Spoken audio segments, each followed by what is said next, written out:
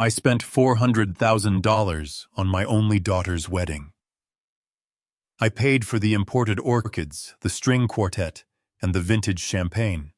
But on the afternoon I arrived to walk her down the aisle, I was not greeted by a smiling groomsman. I was greeted by a laminated photograph of my own face taped to the security gate. Beneath my picture, printed in bold red ink, were 6 words: "Do not let this man inside." I did not yell. I did not cause a scene. I simply turned my car around and went home. 4 hours later, my daughter realized her happy day had ended the second I drove away. It was exactly 3 o'clock on a crisp Saturday afternoon. The sky over Seattle was a brilliant, cloudless blue. I was driving my restored 1968 Mustang, the engine purring, a low, steady rhythm, as I rolled up to the iron gates of a sprawling, ultra-exclusive estate on the shores of Lake Washington. I am Harrison Caldwell. I am 76 years old, and I spent 45 years of my life building a commercial construction empire in the Pacific Northwest from the dirt up. I know the value of sweat, of calloused hands, and of a dollar earned through backbreaking labor. Today was supposed to be the culmination of all that labor. Today I was supposed to walk my 32-year-old daughter Natalie down the aisle. I pulled up to the security checkpoint, rolling down my window. I expected the guard to check my name off a VIP list. I had, after all, wired the venue an astronomical sum in cash just to secure this location. But the young man in the uniform did not look at a clipboard. He looked at me, then looked down at a piece of paper in his hands, and the color completely drained from his face. He stepped out of his booth, walking over to my car with hesitant, almost trembling steps. "Sir, I am so sorry," he stammered, avoiding direct eye contact. "I cannot let you through these gates." I turned off the engine. The sudden silence felt heavy. I looked at the young man, keeping my voice perfectly level. "Son, my name is Harrison Caldwell. I am the father of the bride. I am also the man who paid the invoice for every blade of grass on this property today. I suggest you check your list again." The guard swallowed hard. He slowly raised his clipboard, turning it around so I could see what was clipped to the front page. It was a high-resolution, color-printed photograph of me. It was a candid shot, taken perhaps a year ago at a charity dinner. And right beneath my face, highlighted in thick red marker, was a strict directive. Under no circumstances is this man allowed inside. I stared at the paper. My mind, trained to process blueprints and structural failures in fractions of a second, temporarily stalled. A normal man might have opened the car door. A normal man might have grabbed the guard by the collar, demanded to see the manager, or screamed until his lungs gave out. But I did not build a multi-million-dollar company by losing my temper. You do not survive 4 decades of cutthroat commercial real estate by throwing tantrums when a deal goes south. You observe. You calculate. You respond. I did not say a word to the guard. Instead, I looked past him through the wrought iron bars of the gate. The venue was situated on a slight decline, giving me a clear view of the manicured lawns rolling down toward the sparkling water of the lake. I saw the massive white tents I had paid for. I saw the imported white roses draped over the archways. I saw the string quartet tuning their instruments in the corner. And then I saw her. Natalie was standing on the terrace, wearing a custom silk gown that cost more than my first 3 houses combined. She was laughing, holding a glass of champagne, surrounded by a group of people I instantly recognized. It was her fiancé, Derek, and his family. Derek is 35 years old.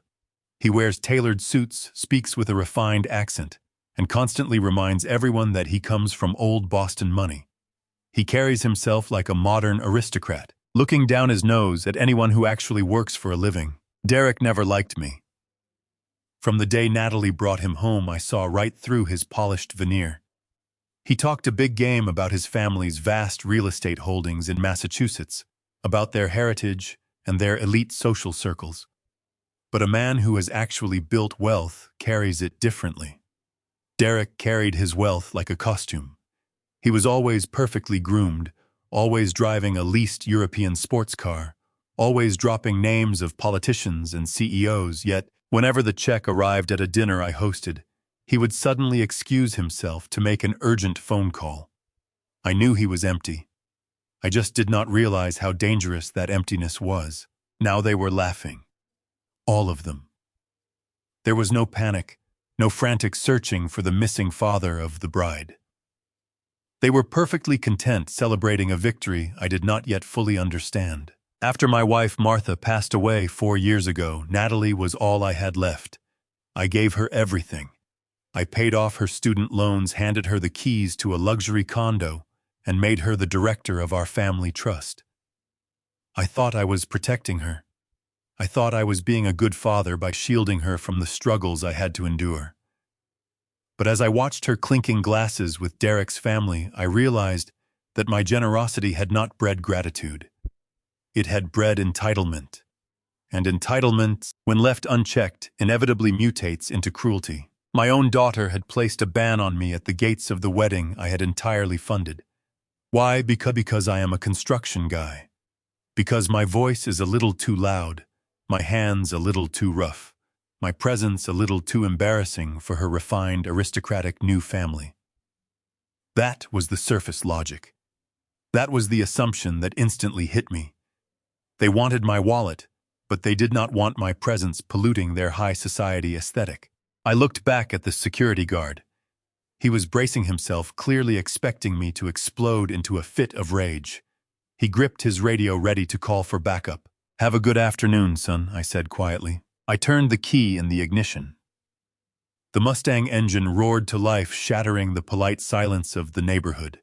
I shifted into reverse, backed out of the driveway, and drove away from the estate. I did not call Natalie. I did not text Derek to demand an explanation. As the tires hummed against the asphalt of the highway, my chest felt tight, not just with the agonizing pain of a father rejected by his only child, but with the cold, creeping sensation of a seasoned businessman realizing he has just been played. As the tires of my Mustang hummed against the asphalt, my mind drifted to a bitterly ironic memory from 25 years ago. I remembered taking a 7-year-old Natalie to one of my active commercial build sites. I had proudly placed a tiny, bright yellow hard hat on her head, holding her small hand as we walked through the skeletal steel framing of what would become the tallest skyscraper in downtown Seattle. She had sneezed at the concrete dust, complained about the loud noise of the heavy machinery, and begged to go back to her pristine ballet studio. I had laughed, scooped her up into my arms, and promised her she would never have to lift a finger in the dirt if she didn't want to. I had sworn to build a fortress around her, a life of absolute privilege, where her biggest worry would be which Ivy League university to attend. I kept that promise with ruthless efficiency. I paid for the elite equestrian camps, the European summer vacations, and the designer wardrobes without batting an eye. I wanted to give her the childhood I never had, free from the agonizing anxiety of poverty. But sitting in my car today, tasting the bitter ash of her betrayal, I realized the catastrophic flaw in my parenting.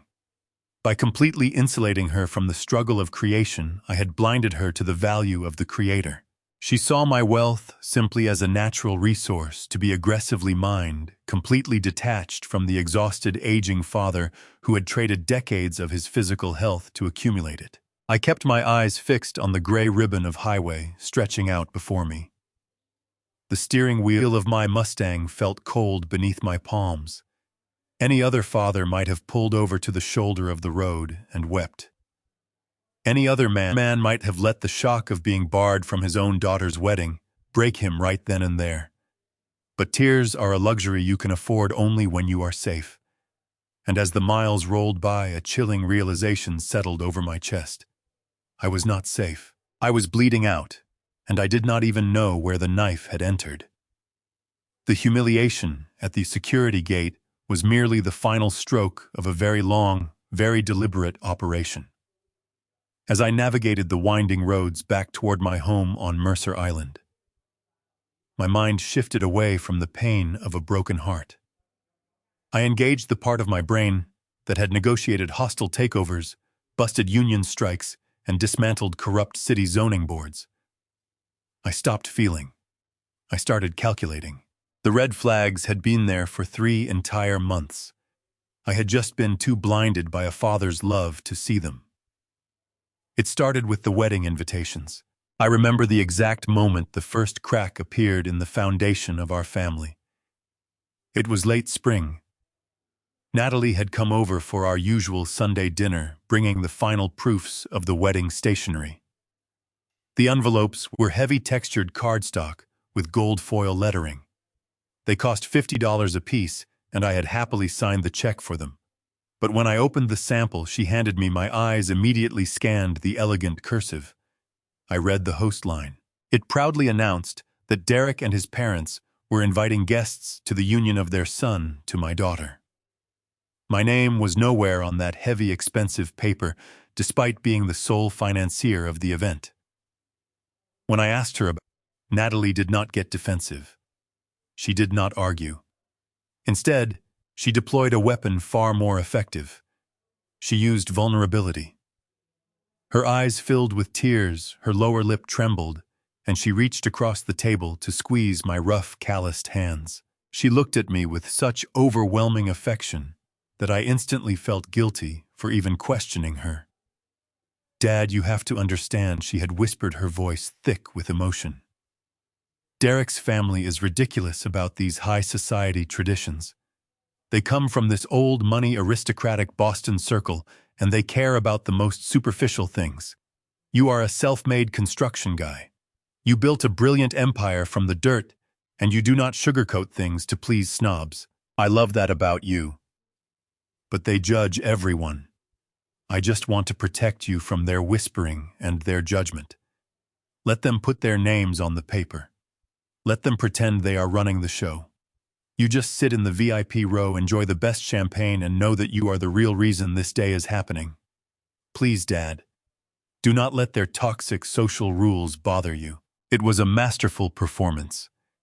It was the perfect plausible lie wrapped in a blanket of flattery and daughterly protection. It stroked my ego while simultaneously putting me exactly in the corner she needed me to stay in. I bought every single word of it. I told her it was fine. I told her I did not care about my name on a piece of paper as long as she was happy. I swallowed my pride, convincing myself that I was being the bigger man, the supportive father stepping aside to let his daughter navigate her complicated new high society life. But the exclusion did not stop at the invitations.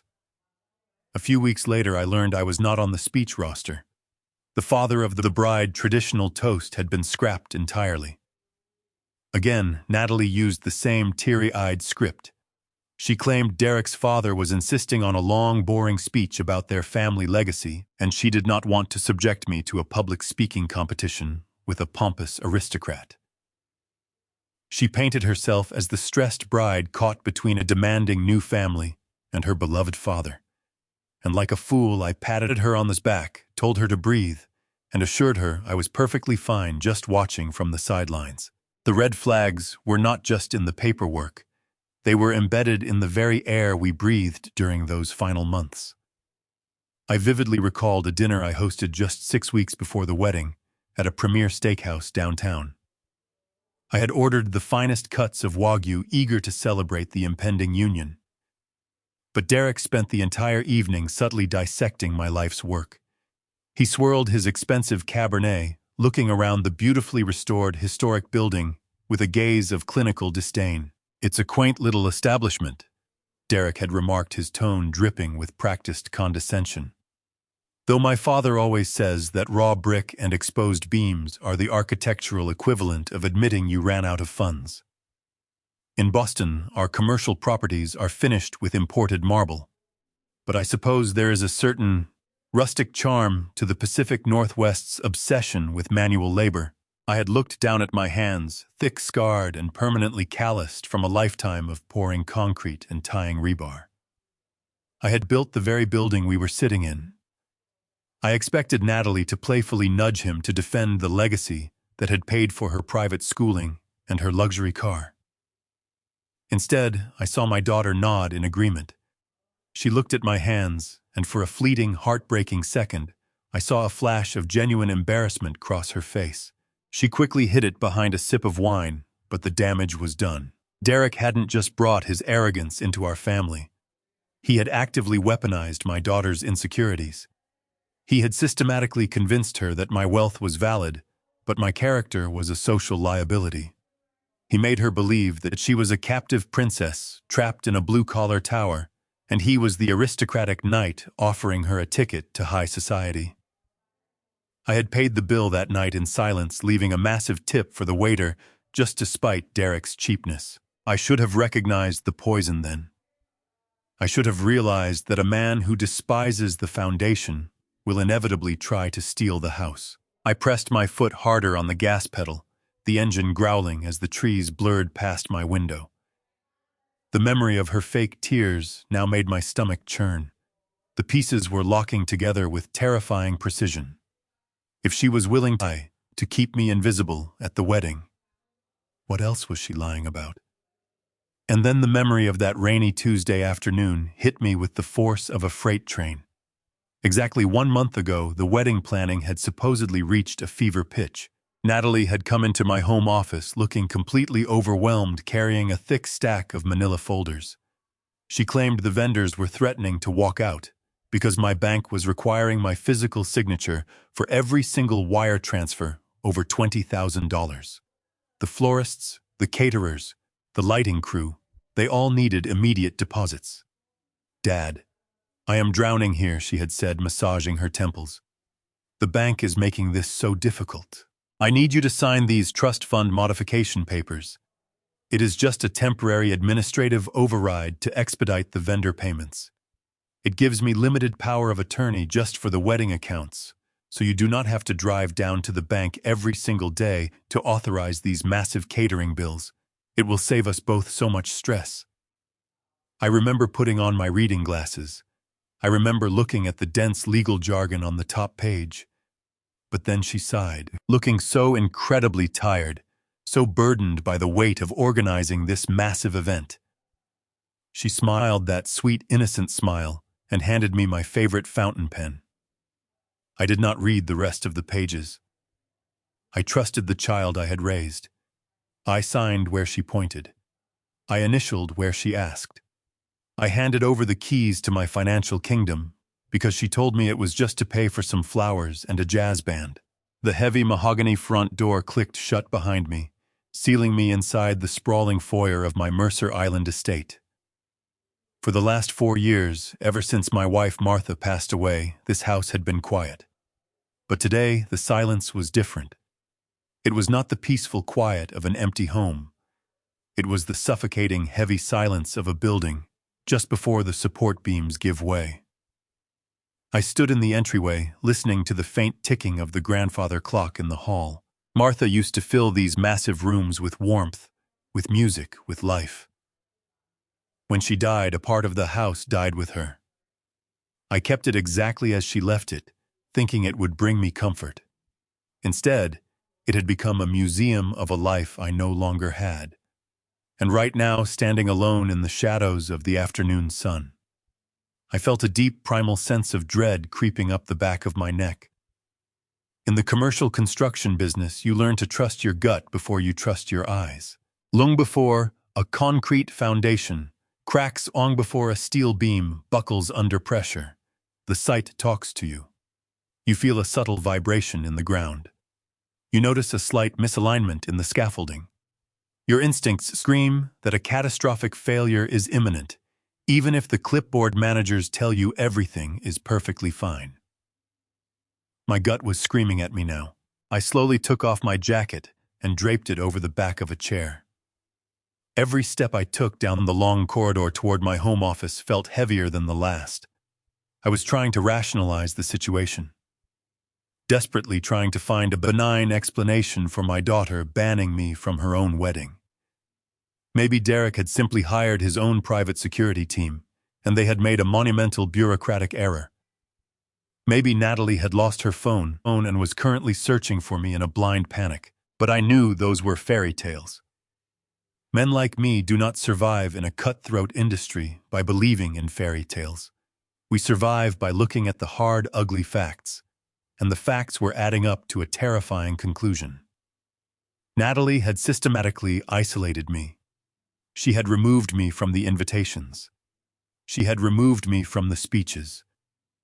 She had brought a stack of dense legal documents into my home under the guise of wedding vendor payments, using my exhaustion and my blind paternal trust against me. I had to know what was in those papers. I needed to see the carbon copies she had left behind. I pushed open the double doors of my study. This room was my sanctuary. It smelled of old paper leather and cedar wood. Framed blueprints of the first high-rise I ever built hung proudly on the walls. In the corner sat the massive oak desk where I had negotiated millions of dollars in real estate deals. But my focus was not on the desk. My eyes locked onto the large oil painting hanging on the far wall. It was a beautiful landscape of the Pacific coastline, a gift from Martha on our 20th anniversary. Behind that painting was a heavy fireproof wall safe. Only 3 people in the world knew the combination. Me, Martha, and Natalie. I walked over to the painting and carefully swung it outward on its concealed hinges. The cold steel dial of the safe stared back at me. My hands, which had lifted steel girders and laid thousands of bricks, were completely steady. The adrenaline was pushing the grief aside, replacing it with a cold, mechanical focus. I reached out and grasped the metal dial. I turned it to the right, stopping on the first number. Then to the left, past the first number, landing precisely on the second. Then back to the right for the final number. I gripped the heavy crondle and pushed it downward. The internal locking mechanism released with a solid, satisfying metallic clank. I pulled the heavy steel door open, expecting to find the neatly organized stacks of manila folders I had kept in there for decades. I fully expected to reach in, grab the folder labeled with the wedding details, and flip through the carbon copies of the vendor contracts to see if she had slipped in a general power of attorney clause by mistake. The safe was completely empty. For a fraction of a second, my brain refused to process the void. Before the realization of the theft hit me, my mind searched desperately for a singular sentimental object. Tucked in the very back of that steel box behind the trusts and the deeds, there had always been a small, faded velvet box. It contained Martha's original wedding band, a modest, imperfect gold ring I had purchased for $80 when I was a 22-year-old apprentice, bricklayer living paycheck to paycheck. When my multi-million-dollar construction empire flourished, I bought Martha diamonds the size of marbles, but she always kept that cheap, scuffed gold ring in the safe. Never forget the dirt, we came from Harrison, she used to tell me, her eyes fiercely protective. Money is a beautiful tool, but it is a terrible master. If we don't teach Natalie the weight of a dollar earned through sweat, the world will eventually teach her the price of greed. Martha had seen it. With a mother's terrifying intuition, she had sensed the latent entitlement brewing beneath Natalie's sweet exterior. It was the reason she had insisted on the draconian clauses in the family trust. Now staring into the dark, cavernous space of the steel box, the physical absence of that $80 ring hurt more than the missing millions. Natalie hadn't just stolen my portfolio. She had reached her hand into the sacred archive of our family's history and discarded her mother's memory as if it were worthless collateral. I stood, frozen, my hand still gripping the chrome handle of the open door. I blinked, my mind struggling to process the visual information. I leaned closer, staring into the dark, cavernous space of the steel box.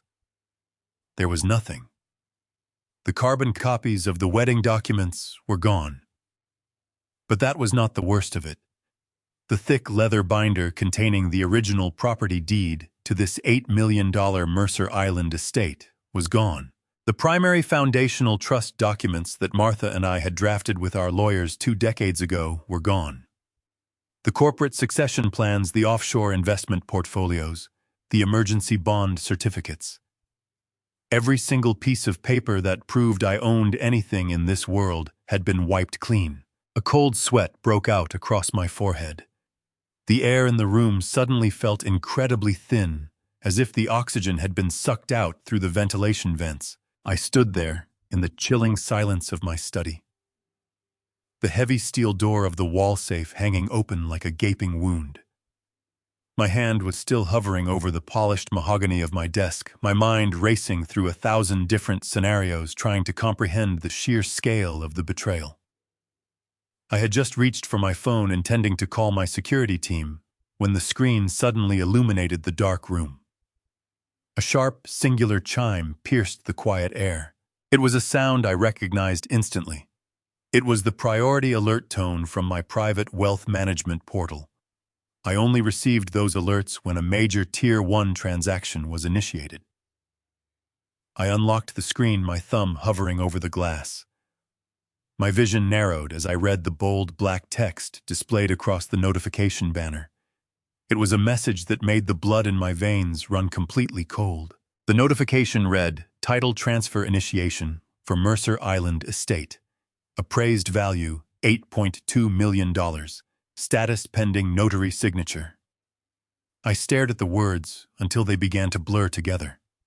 I read them a second time, and then a third, making absolutely sure my aging eyes were not deceiving me. They were not. Someone was actively attempting to transfer the deed of my primary residence.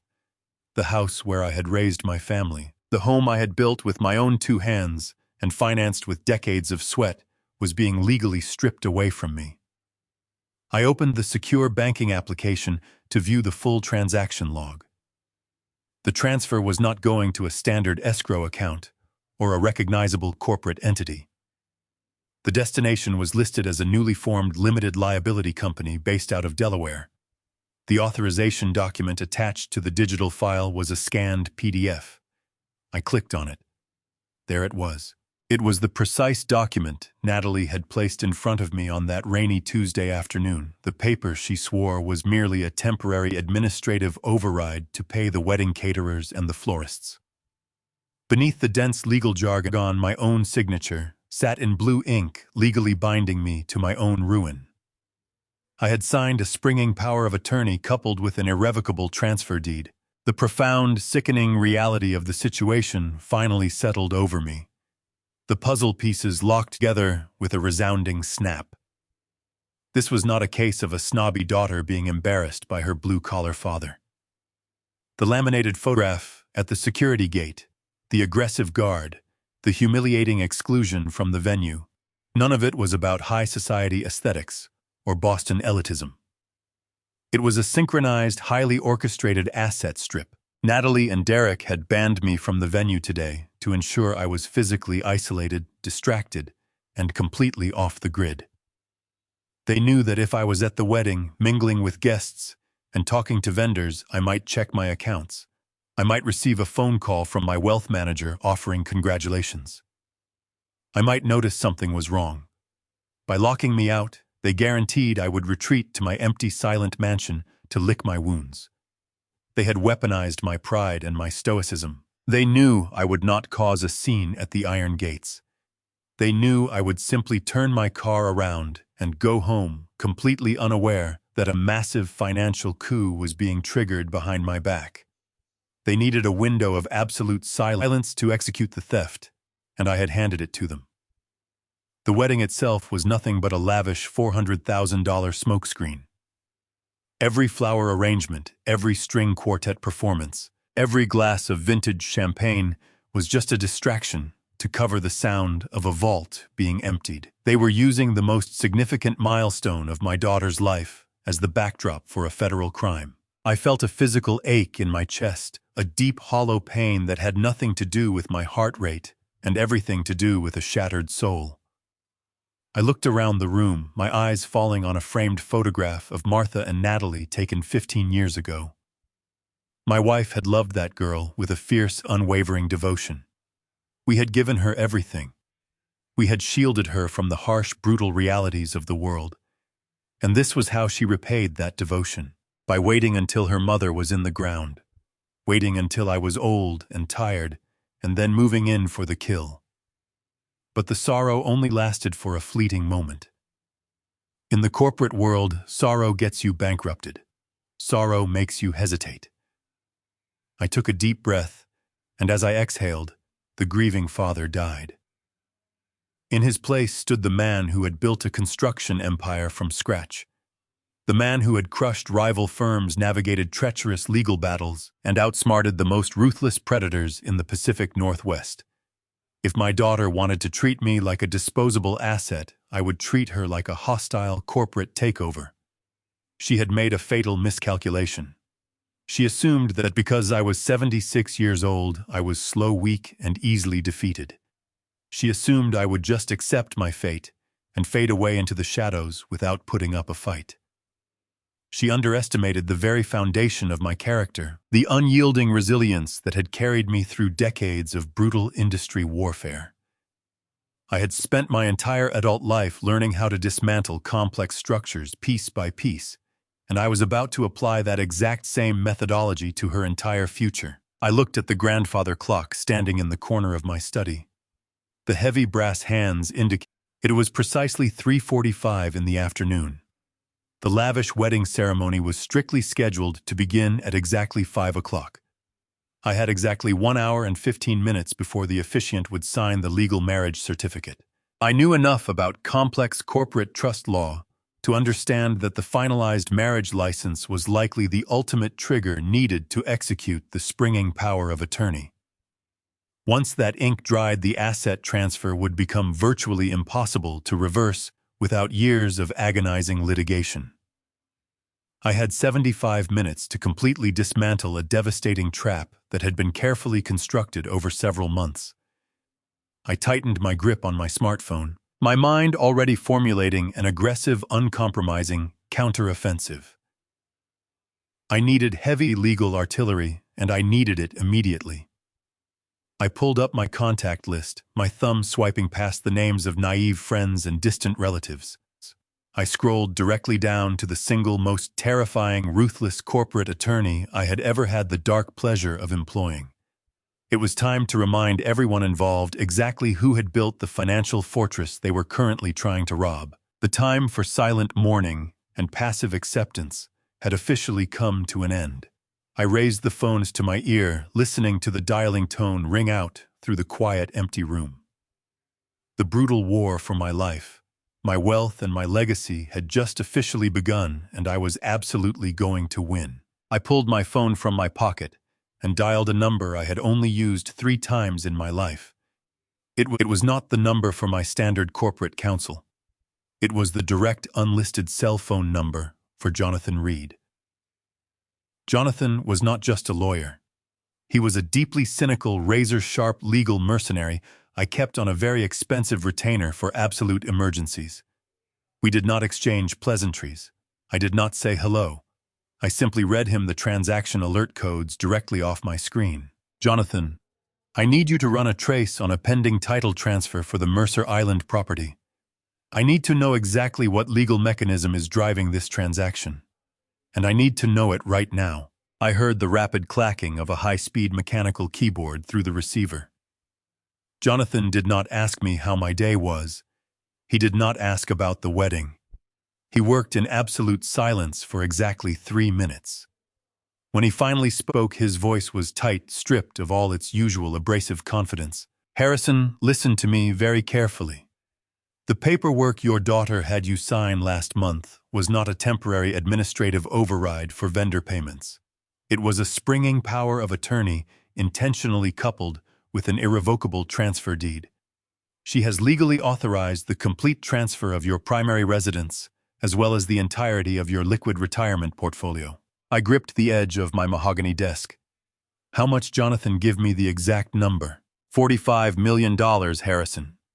She has initiated a complete asset sweep. And there is a catch. A very lethal catch. I forced myself to breathe evenly. I am listening. This is a springing power of attorney, which means it requires a secondary specific trigger event to activate the legal authority. She cannot just hit a button and take the money.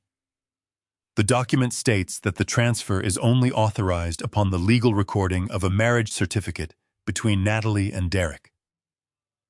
The moment the officiant signs that marriage license at 5 o'clock today, the springing clause activates. The transfer of the $8.2 million house And the $45 million in your retirement accounts will automatically and irreversibly root into a Delaware-based LLC. The silence in my study was absolute. The grandfather clock ticked steadily in the corner. It was a brilliant, devastating trap. Natalie had not just planned a heist. She had planned a flawless legal execution. She had used the wedding itself as the detonator. By banning me from the venue, she ensured I would be sitting alone in my silent house, completely powerless to stop the clock ticking down to 5 o'clock. "Who owns the Delaware LLC?" I asked, my voice dropping to a low, dangerous register. "I am pulling the corporate filings right now," Jonathan replied.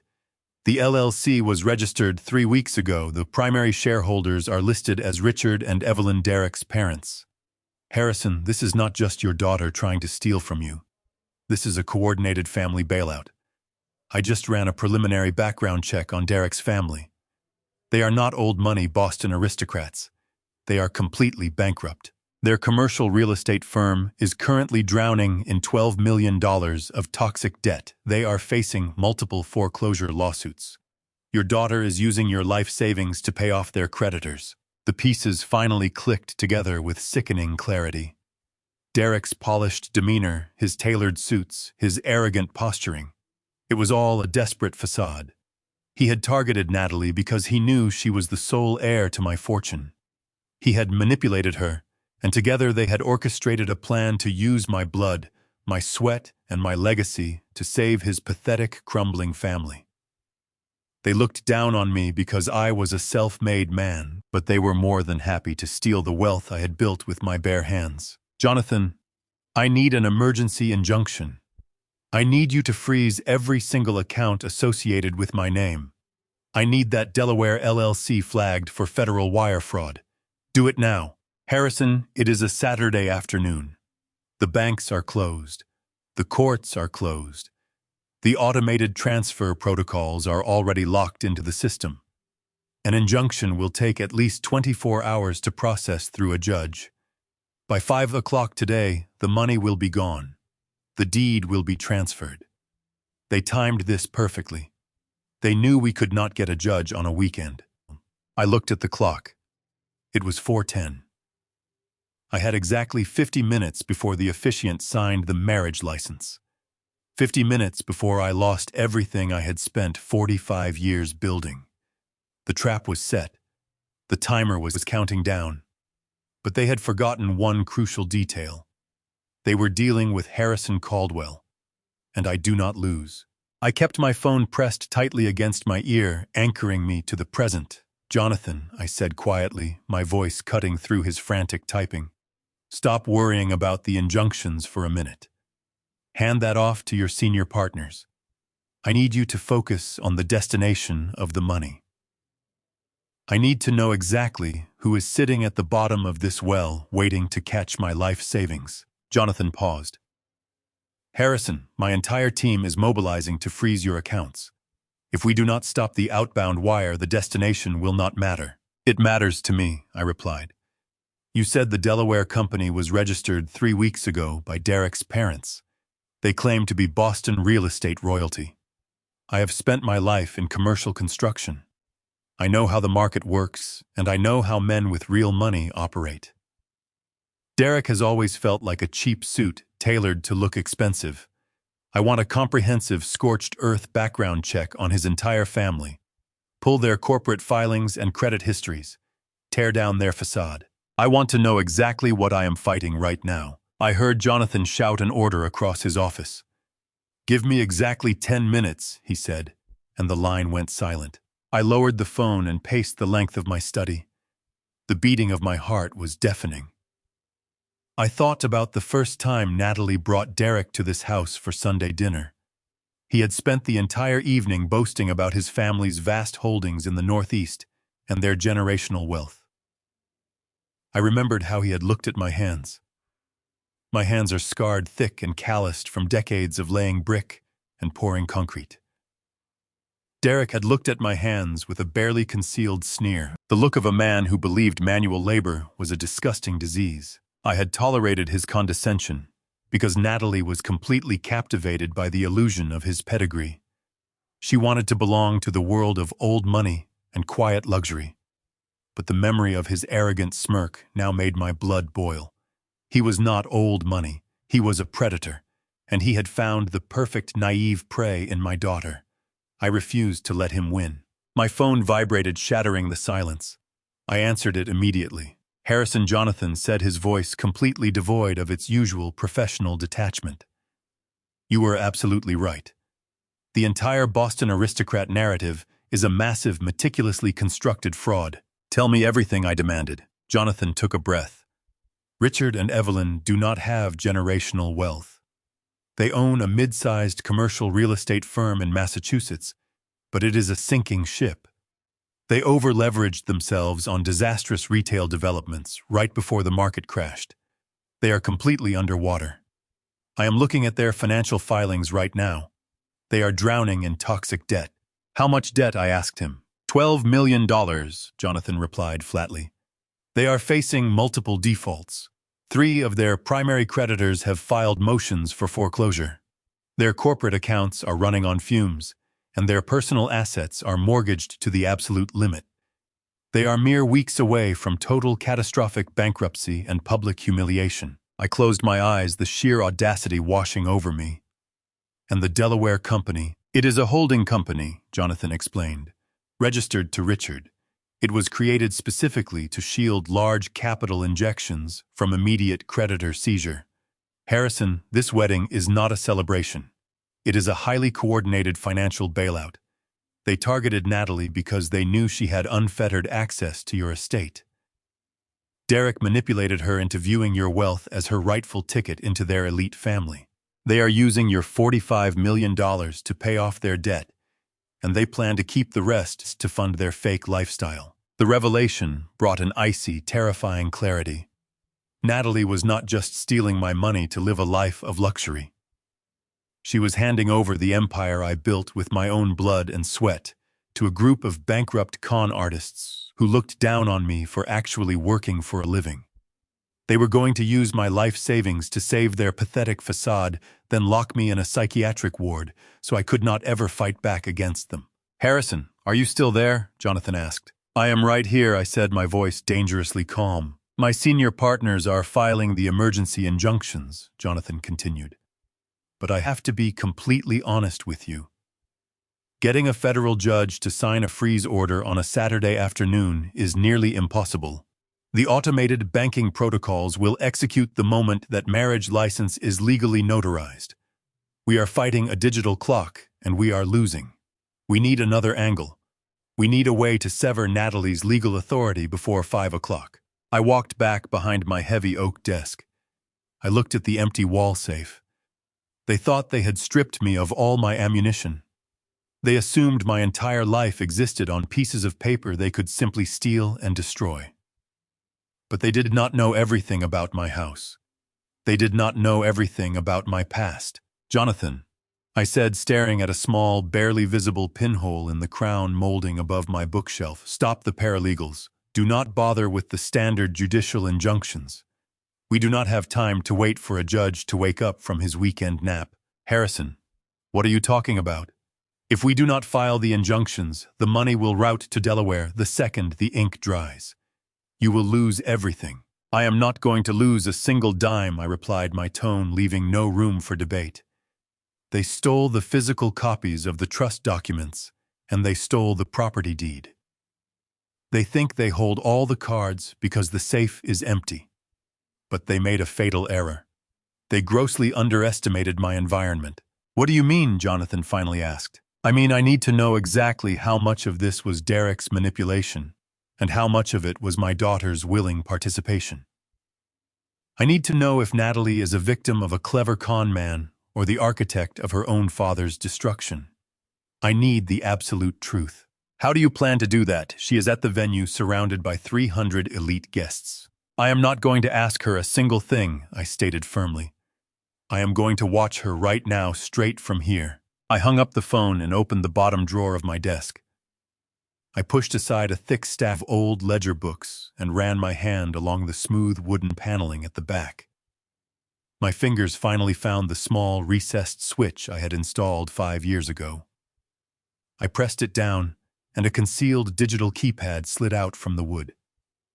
I had exactly 70 minutes left to completely dismantle my daughter's entire life, and I needed to gather my final weapons to ensure their total destruction. I typed a long 16-digit alphanumeric sequence into the concealed keypad. The smooth wooden paneling at the back of the desk mechanism clicked a soft mechanical sound that felt incredibly loud in the otherwise silent room. A motorized drawer glided outward, revealing a standalone server tower and a high-definition flat-screen monitor. This system was entirely off the grid. It was not connected to the household internet router. It was not linked to my primary corporate servers downtown. It was a closed loop, hardwired directly into a series of microscopic camera lenses seamlessly embedded within the crown molding and the bookshelves of my study. I had installed this surveillance network 7 years ago after Martha noticed several pieces of her antique jewelry had gone missing. We eventually caught a dishonest housekeeper pocketing the items, but I never removed the cameras. I simply kept them running, a silent, unblinking witness to everything that transpired in my most private space. Natalie had no idea this system existed. She believed my office was perfectly secure, completely blind to her betrayals. She thought she had outsmarted a man who had spent his entire career anticipating every conceivable structural failure. I pressed the power button on the monitor. The screen flared to life, casting a harsh pale blue glow across my hands. The digital clock in the bottom corner of the screen read 3:52. I had exactly 68 minutes remaining before the officiant signed the marriage license. 68 minutes before my daughter officially transferred my entire $45 million portfolio into the hands of a bankrupt Boston fraudster. I did not have time to sit and process the emotional devastation. I needed actionable intelligence. I needed to know the exact depth of the rot. I grabbed the wired mouse and navigated through the labyrinth of archived digital folders.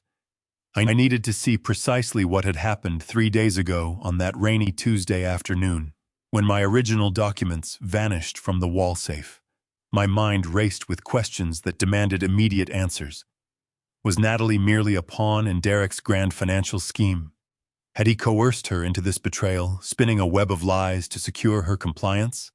Or was she a fully conscious, willing participant in the destruction of her own father? I needed to witness her demeanor when she believed she was completely unobserved. I clicked on the calendar icon, selecting the specific date and filtering the timestamp to match the exact window when she had visited the house.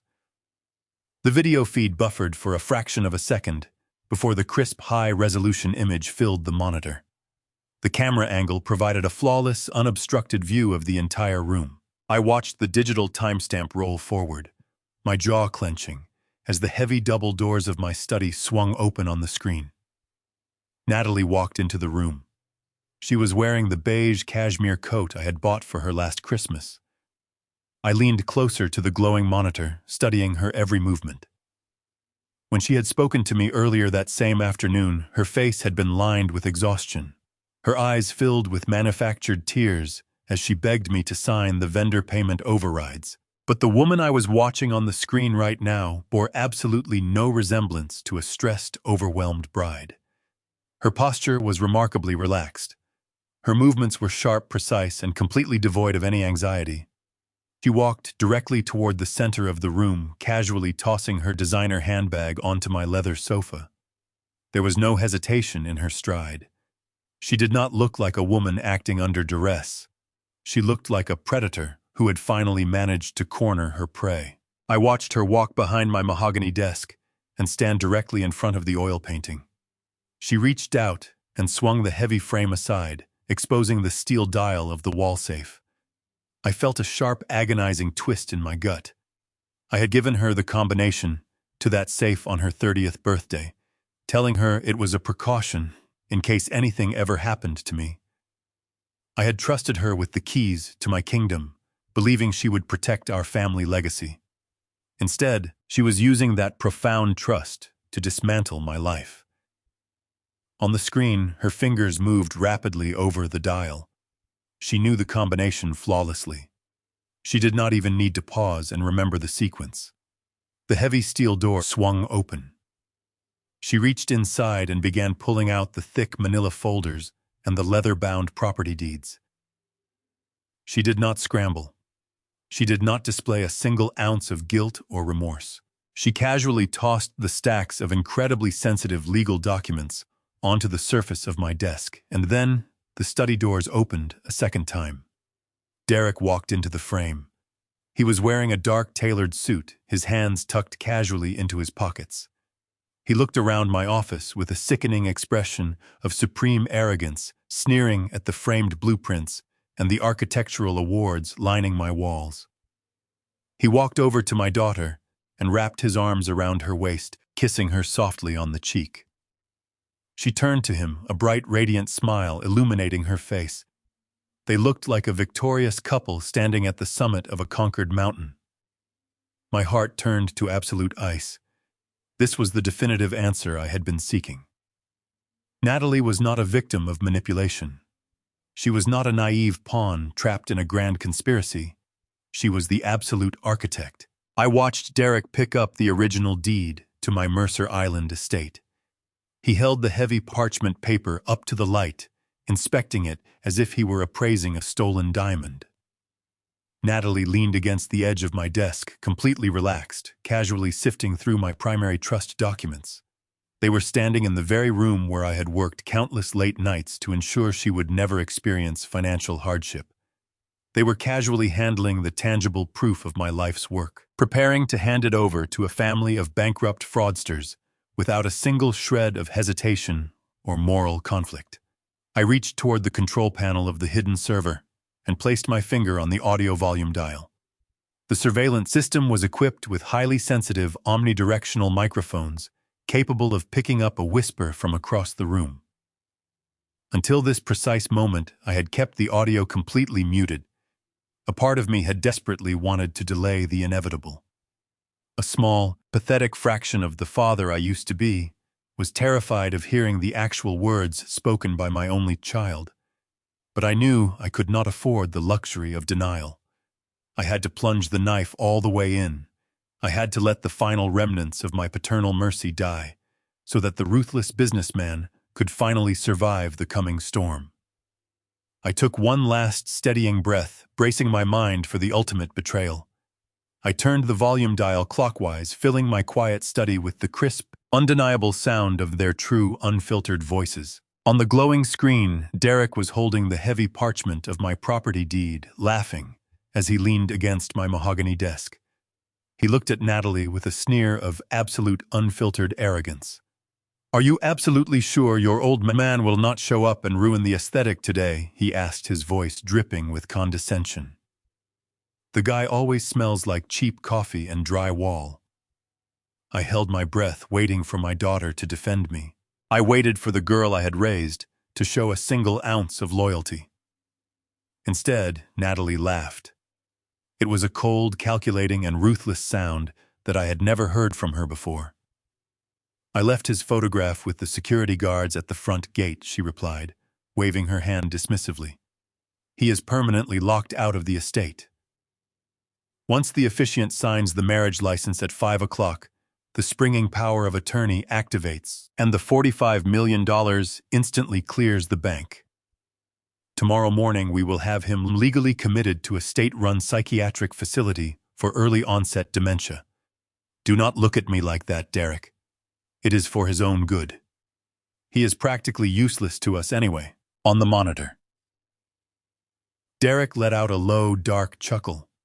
He walked away from my desk and stopped in front of the glass display cabinet, where I kept the first ceremonial silver trowel I had ever used to lay a cornerstone. It was the symbol of my genesis. Derek picked it up, weighing it in his soft, manicured hands. A silver trowel. Derek sneered, his reflection caught in the camera lens. "Your father has $45 million in liquid assets, and he decorates his study like a glorified construction site manager. It's pathetic. Once the transfer clears tomorrow, the first thing I'm doing is gutting this hideous house and throwing all this blue-collar garbage into a dumpster. We'll hire a real interior designer. Make it look like a home that actually belongs to old money. Natalie walked up behind him, wrapping her arms around his shoulders, her chin resting against his tailored suit. "You can burn the whole room for all I care," she whispered, her eyes completely devoid of the warmth I had nurtured for 3 decades. "Just make sure the lawyers have the psychiatric hold finalized by 800 a.m. I don't want him wandering around causing a public scene when the bank notices the funds are missing. Tell the doctors he's erratic and hostile. They'll lock him in the memory care ward so fast he won't even know what hit him." Derek smirked casually, tossing my prized silver trowel back onto the shelf. It hit the glass with a sharp, disrespectful clatter. "A clean sweep," he murmured. "The perfect retirement plan." I stood perfectly still in the center of my home office. The air in the room felt incredibly heavy, pressing down on my shoulders, but my heart was no longer racing. The profound, agonizing sorrow that had gripped my chest only moments ago simply evaporated into the cold air. In its place, a glacial, terrifying calm settled over my mind. Any lingering paternal mercy I harbored for the woman on that screen died at that exact moment. She was no longer the little girl I had taught to ride a bicycle in the driveway. She was no longer the grieving daughter I had comforted at her mother's funeral 4 years ago. She was a hostile corporate entity attempting a malicious, highly coordinated financial takeover of my entire life. She wanted to lock me in a clinical cage and strip my bones completely clean. I reached over and firmly pressed the power button on the monitor, plunging the surveillance screen into total darkness. The vulnerable, loving father, who would have wept in despair, was officially dead. The ruthless commercial contractor, who had crushed industry predators for 4 decades, had fully returned, and he was demanding absolute retribution. I picked up my mobile phone and immediately dialed Jonathan.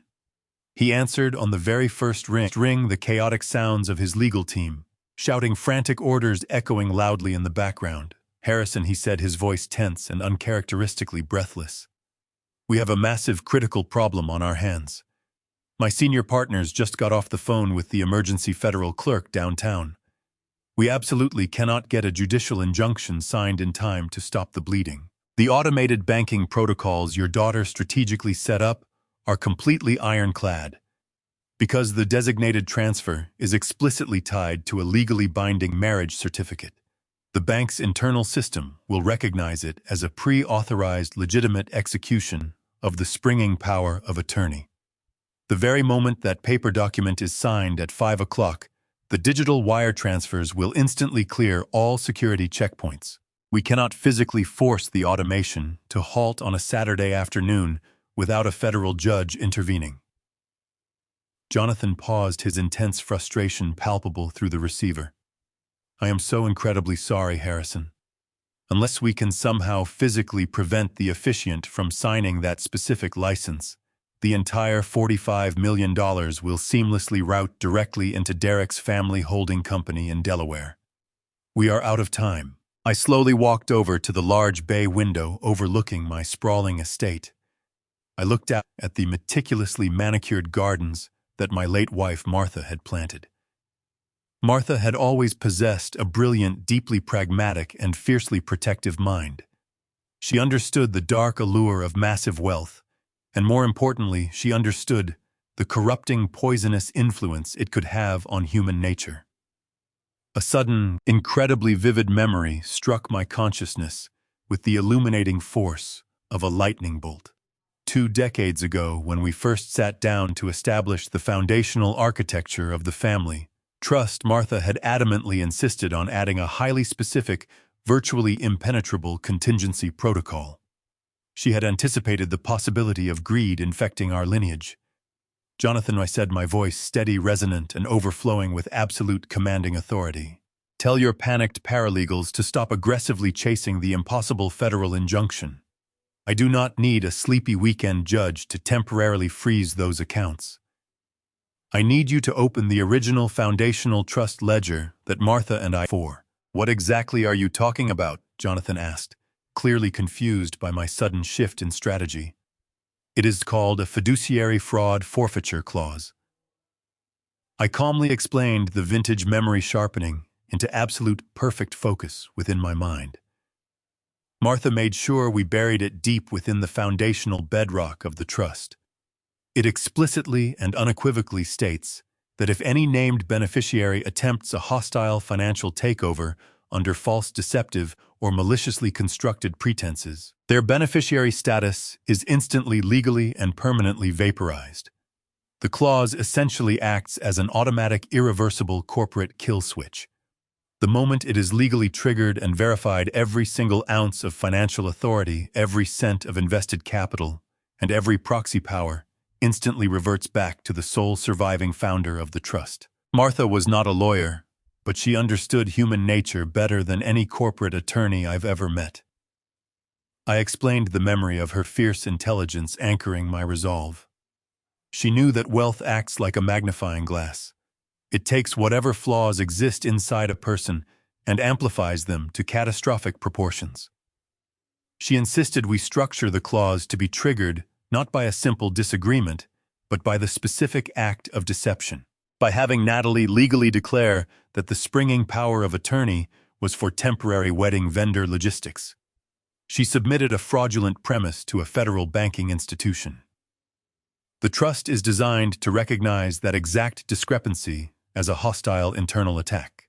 Jonathan's rapid keystrokes echoed over the line as he pulled up the microscopic fine print. "It's brilliantly ruthless," he muttered, tracing the legal architecture of Martha's foresight. Most modern trusts have arbitration clauses or mandatory mediation windows that allow the beneficiary to tie up the assets in court for years while they drain the accounts through legal fees. But Martha bypassed the judicial system entirely. This clause relies on an absolute binary trigger. The moment the fraudulent power of attorney hit the banking system's digital ledger. Natalie essentially signed her own financial death warrant. She didn't just lock herself out of the accounts. She completely detonated her legal relationship to your estate. To the bank's mainframe, she is no longer your daughter or your heir. She is officially classified as a hostile external entity. I heard the frantic shuffling of heavy paper on the other end of the line. 10 seconds passed in agonizing silence as Jonathan scoured the ancient digital archives. Then I distinctly heard my ruthless attorney let out a sharp, genuine gasp of pure disbelief. "Harrison," he whispered, the sheer professional awe completely unmistakable in his usually cynical tone. "I am looking right at it on my monitor.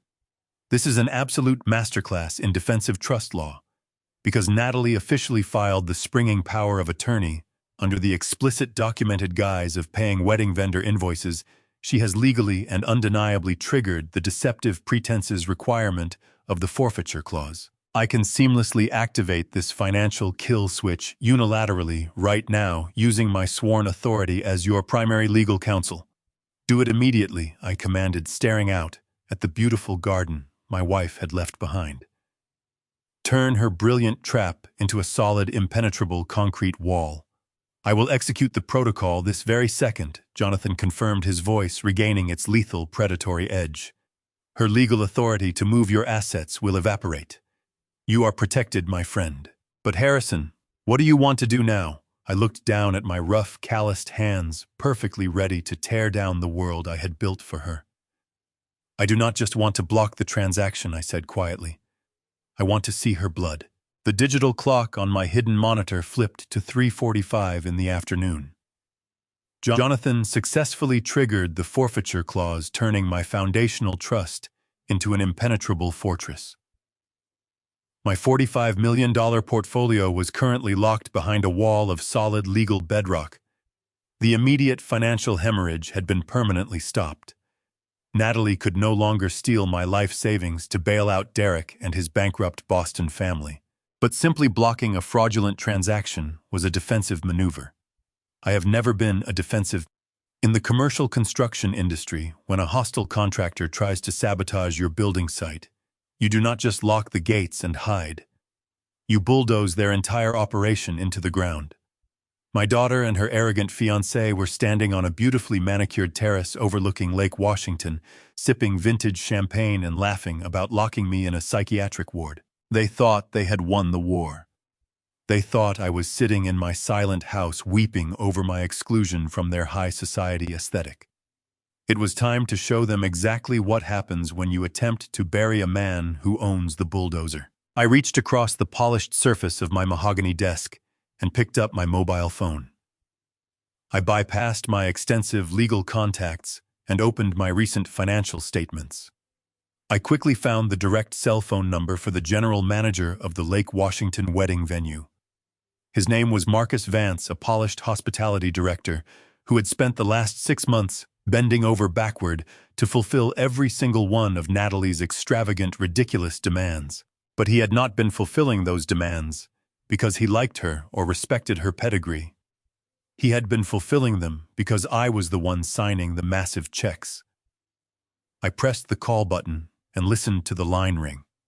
He answered on the second ring, his voice dripping with practiced soothing professionalism. "Mr. Caldwell," he answered, speaking loudly over the elegant sound of a string quartet warming up in the background. "It is an absolutely beautiful afternoon here by the lake. Your daughter looks truly stunning today.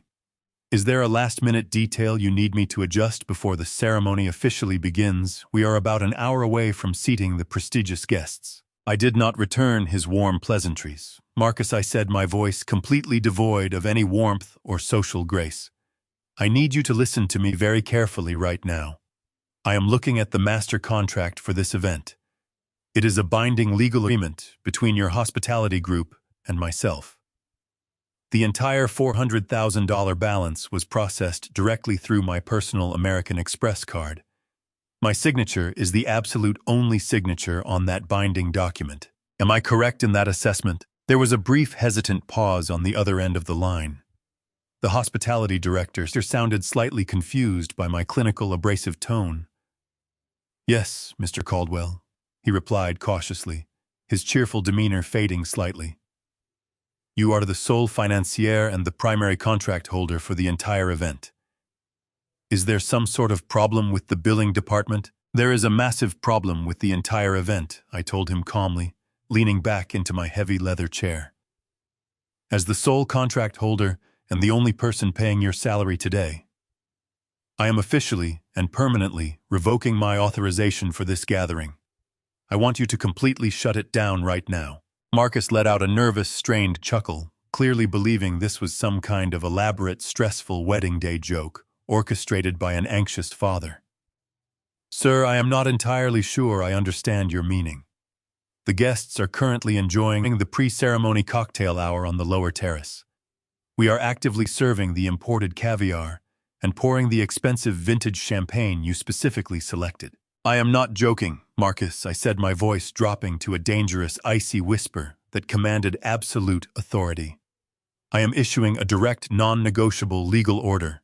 I want you to walk out onto that sunlit terrace and pull the food. I want you to instruct your catering staff to pack up every single plate, every silver chafing dish, and every uncorked bottle of alcohol.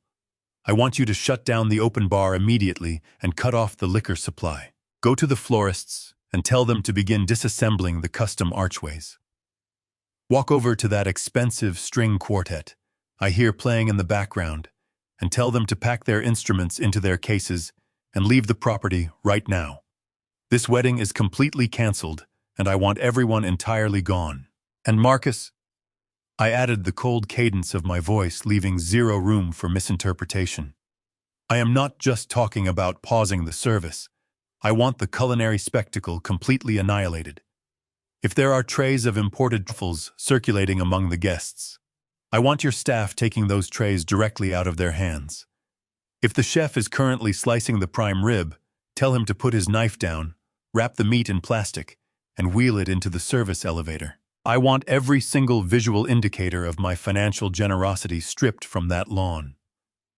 Let Derek's elite Boston colleagues stand on the damp grass with empty hands and dry throats. Let them experience exactly what a party funded by a bankrupt family looks like." "Mr. Caldwell, please," Marcus pleaded, his breath hitching over the receiver. "You are asking me to orchestrate a public relations nightmare. The bride, your daughter, She has been meticulously planning the aesthetic of this reception for 6 months. If I send my crew out there to physically dismantle the floral archways while the string quartet is playing, the guests will completely panic. We will be the laughingstock of the Seattle event industry. The silence that followed my demands was heavy with absolute paralyzing shock. When Marcus finally spoke again, his professional veneer had completely shattered. "Mr. Caldwell, you cannot possibly be serious," he stammered, his voice rising in genuine panic. "We have 300 of the most elite wealthy guests in Seattle currently standing on our pristine lawns. The groom's family is hosting powerful politicians and prominent real estate developers. I cannot just walk out there and take the champagne glasses out of their hands without causing a massive riot. It would be a catastrophic public relations disaster for my venue and my career. You need to speak with your daughter about this situation immediately. I absolutely cannot follow this destructive order." I leaned forward, resting my elbows on my desk, staring blankly at the dark surveillance monitor. "Marcus," I said smoothly, applying the exact same crushing pressure I used when destroying a non-compliant concrete supplier. "You do not need to speak with my daughter, because my daughter does not own your venue, and she certainly did not pay your massive invoice. I did. If you refuse to comply with my direct order, you will no longer be managing a simple, unfortunate family dispute. You will be actively facilitating a federally recognized financial fraud. The people currently drinking my champagne and eating my caviar are bankrupt con artists who just attempted to steal my entire retirement fund. My legal team is currently coordinating with federal authorities as we speak. If you allow that fraudulent event to proceed for one more single minute on my stolen dime, I will not just sue your venue for a standard breach of contract. I will personally drag your entire hospitality group into a massive, highly publicized federal racketeering lawsuit. I will ensure your business license is permanently revoked, and I will bury you under so much relentless litigation that you will never work in this city or any other city ever again. Now, are you going to pack up the flowers, or am I sending the FBI to do it for you?" I could hear his rapid, terrified breathing echoing loudly through the speaker of my phone. The severe threat of total corporate ruin and federal prison time had successfully and permanently severed his fleeting loyalty to my daughter's high society aesthetic. "Understood, Mr. Caldwell," he whispered, his voice shaking with genuine, undeniable fear. "I am shutting down the open bar right now. I will instruct the entire staff to begin clearing the venue immediately. Make absolutely sure they are entirely off the property in exactly 30 minutes, I commanded without a shred of sympathy. I ended the call and placed the phone back down on the cool, polished surface of my heavy mahogany desk.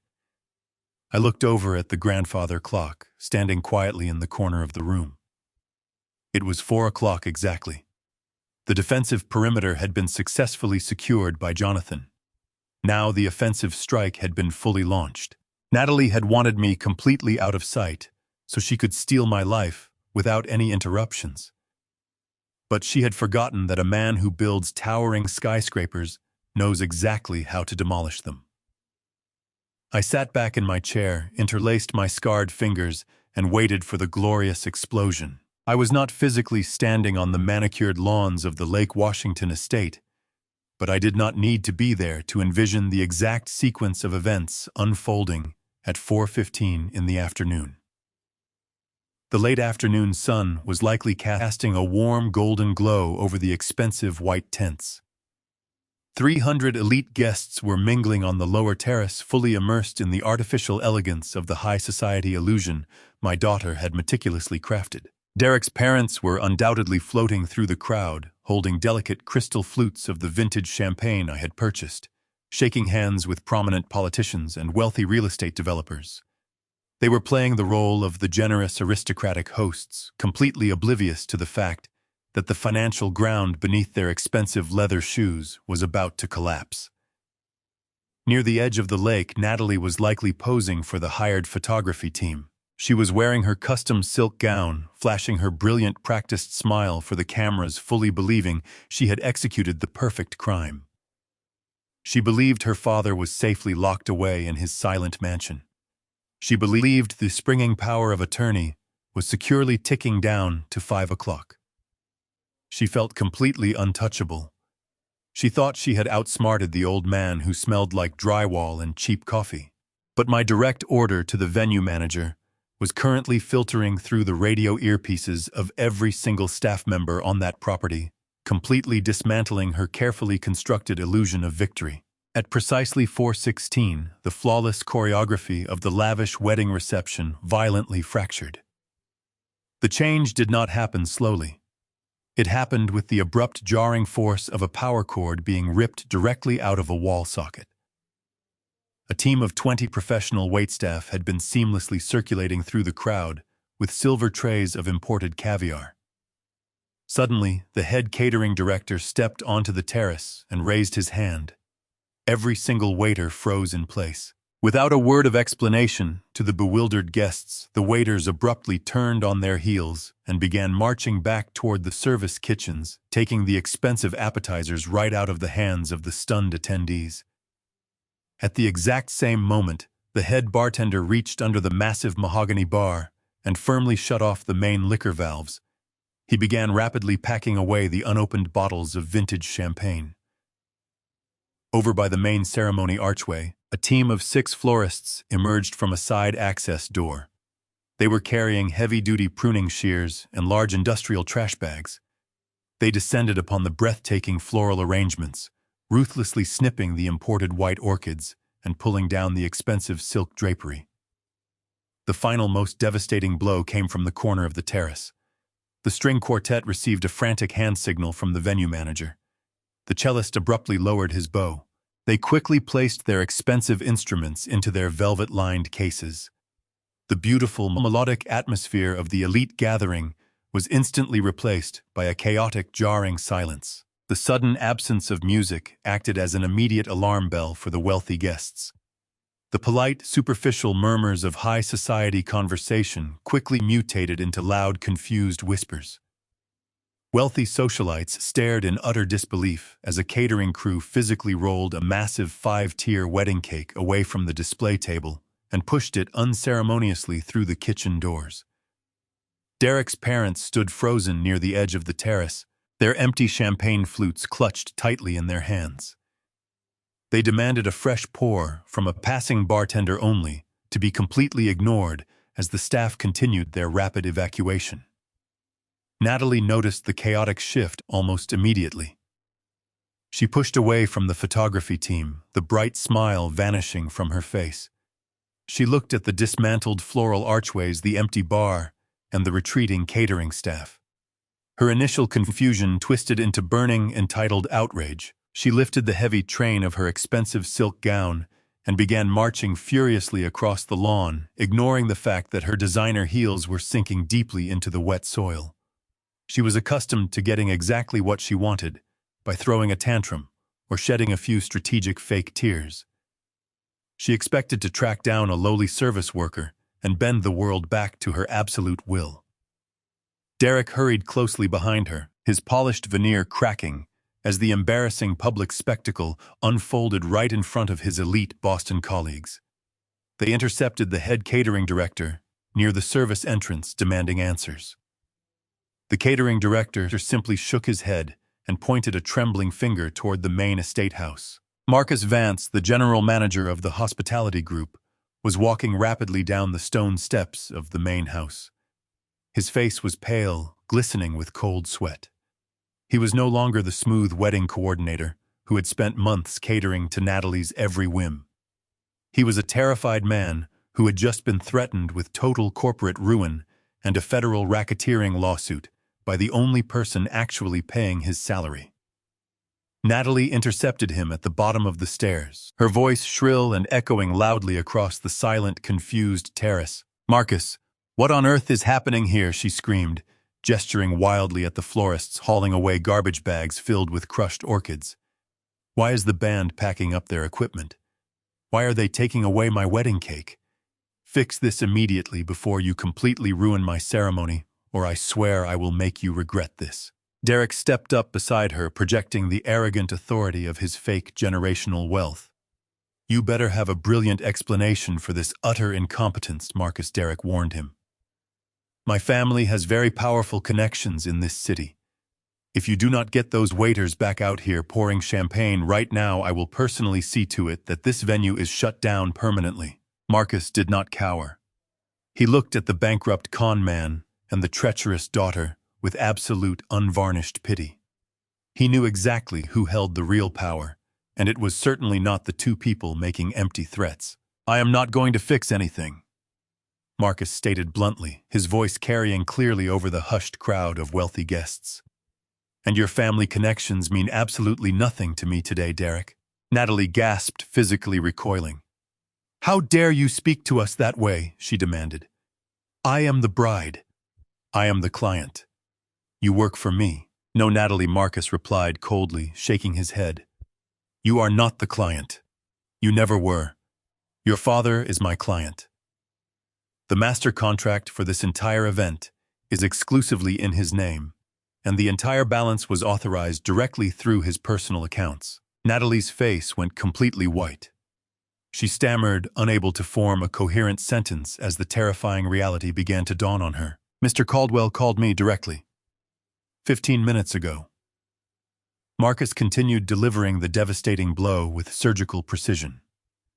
He explicitly and permanently revoked his financial authorization for this event. He canceled the funding. "You have exactly 30 minutes to vacate these premises with your guests or step into my office and pay the $400,000 balance in cash." I sat in my study, the heavy silence of the house pressing against my shoulders. I knew my daughter. I knew her arrogant fiancé. I knew exactly how they would react when the carefully constructed illusion of their elite status was suddenly violently shattered in front of 300 high society guests.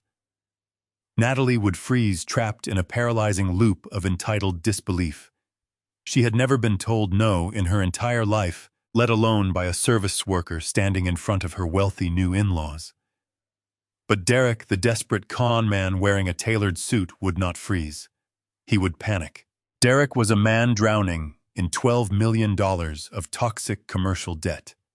He had built his entire relationship with my daughter on the singular premise that he could access my $45 million retirement portfolio to save his parents from catastrophic bankruptcy. He had orchestrated the forged power of attorney. He had meticulously planned the Delaware holding company. He had isolated me from the wedding to ensure the automated banking protocols would execute flawlessly at 5 o'clock. But now, standing on a terrace, being systematically stripped of its expensive floral arrangements, facing a venue manager demanding nearly $500,000 in immediate cash, Derek realized he was out of time. He could not wait for the officiant to sign the marriage license. He could not wait for the automated system to gracefully transfer the funds. He needed capital right now, this very second, to stop the humiliating public eviction and keep the wedding moving forward long enough to finalize the legal paperwork. I kept my eyes locked on the digital clock on my hidden surveillance monitor. It read 4:22 in the afternoon. The phone on my mahogany desk suddenly vibrated, shattering the quiet atmosphere of the room. It was Jonathan. He had established a secure direct connection with the primary fraud detection unit at my private bank. He was monitoring the digital pulse of my financial portfolio in real time. Harrison Jonathan said, his voice a low, steady hum of focused adrenaline. "The trap is currently springing. The fish just took the bait. Tell me exactly what is happening," I demanded, leaning forward in my leather chair. Derek just made a frantic, desperate phone call to his parents. Jonathan explained, the sound of rapid typing echoing through the receiver. Richard and Evelyn were standing right there on the terrace, but they stepped away to initiate the emergency protocol. They are currently logging into the corporate banking portal for their Delaware limited liability company. They are attempting to manually force a wire transfer directly from your primary holding account to cover the venue costs. They are uploading the scanned PDF of the springing power of attorney as their legal authorization to execute the movement of capital. A cold, predatory smile crept across my face.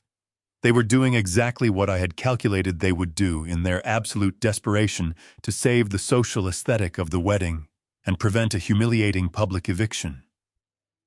They were abandoning the safety of their carefully timed automated protocol.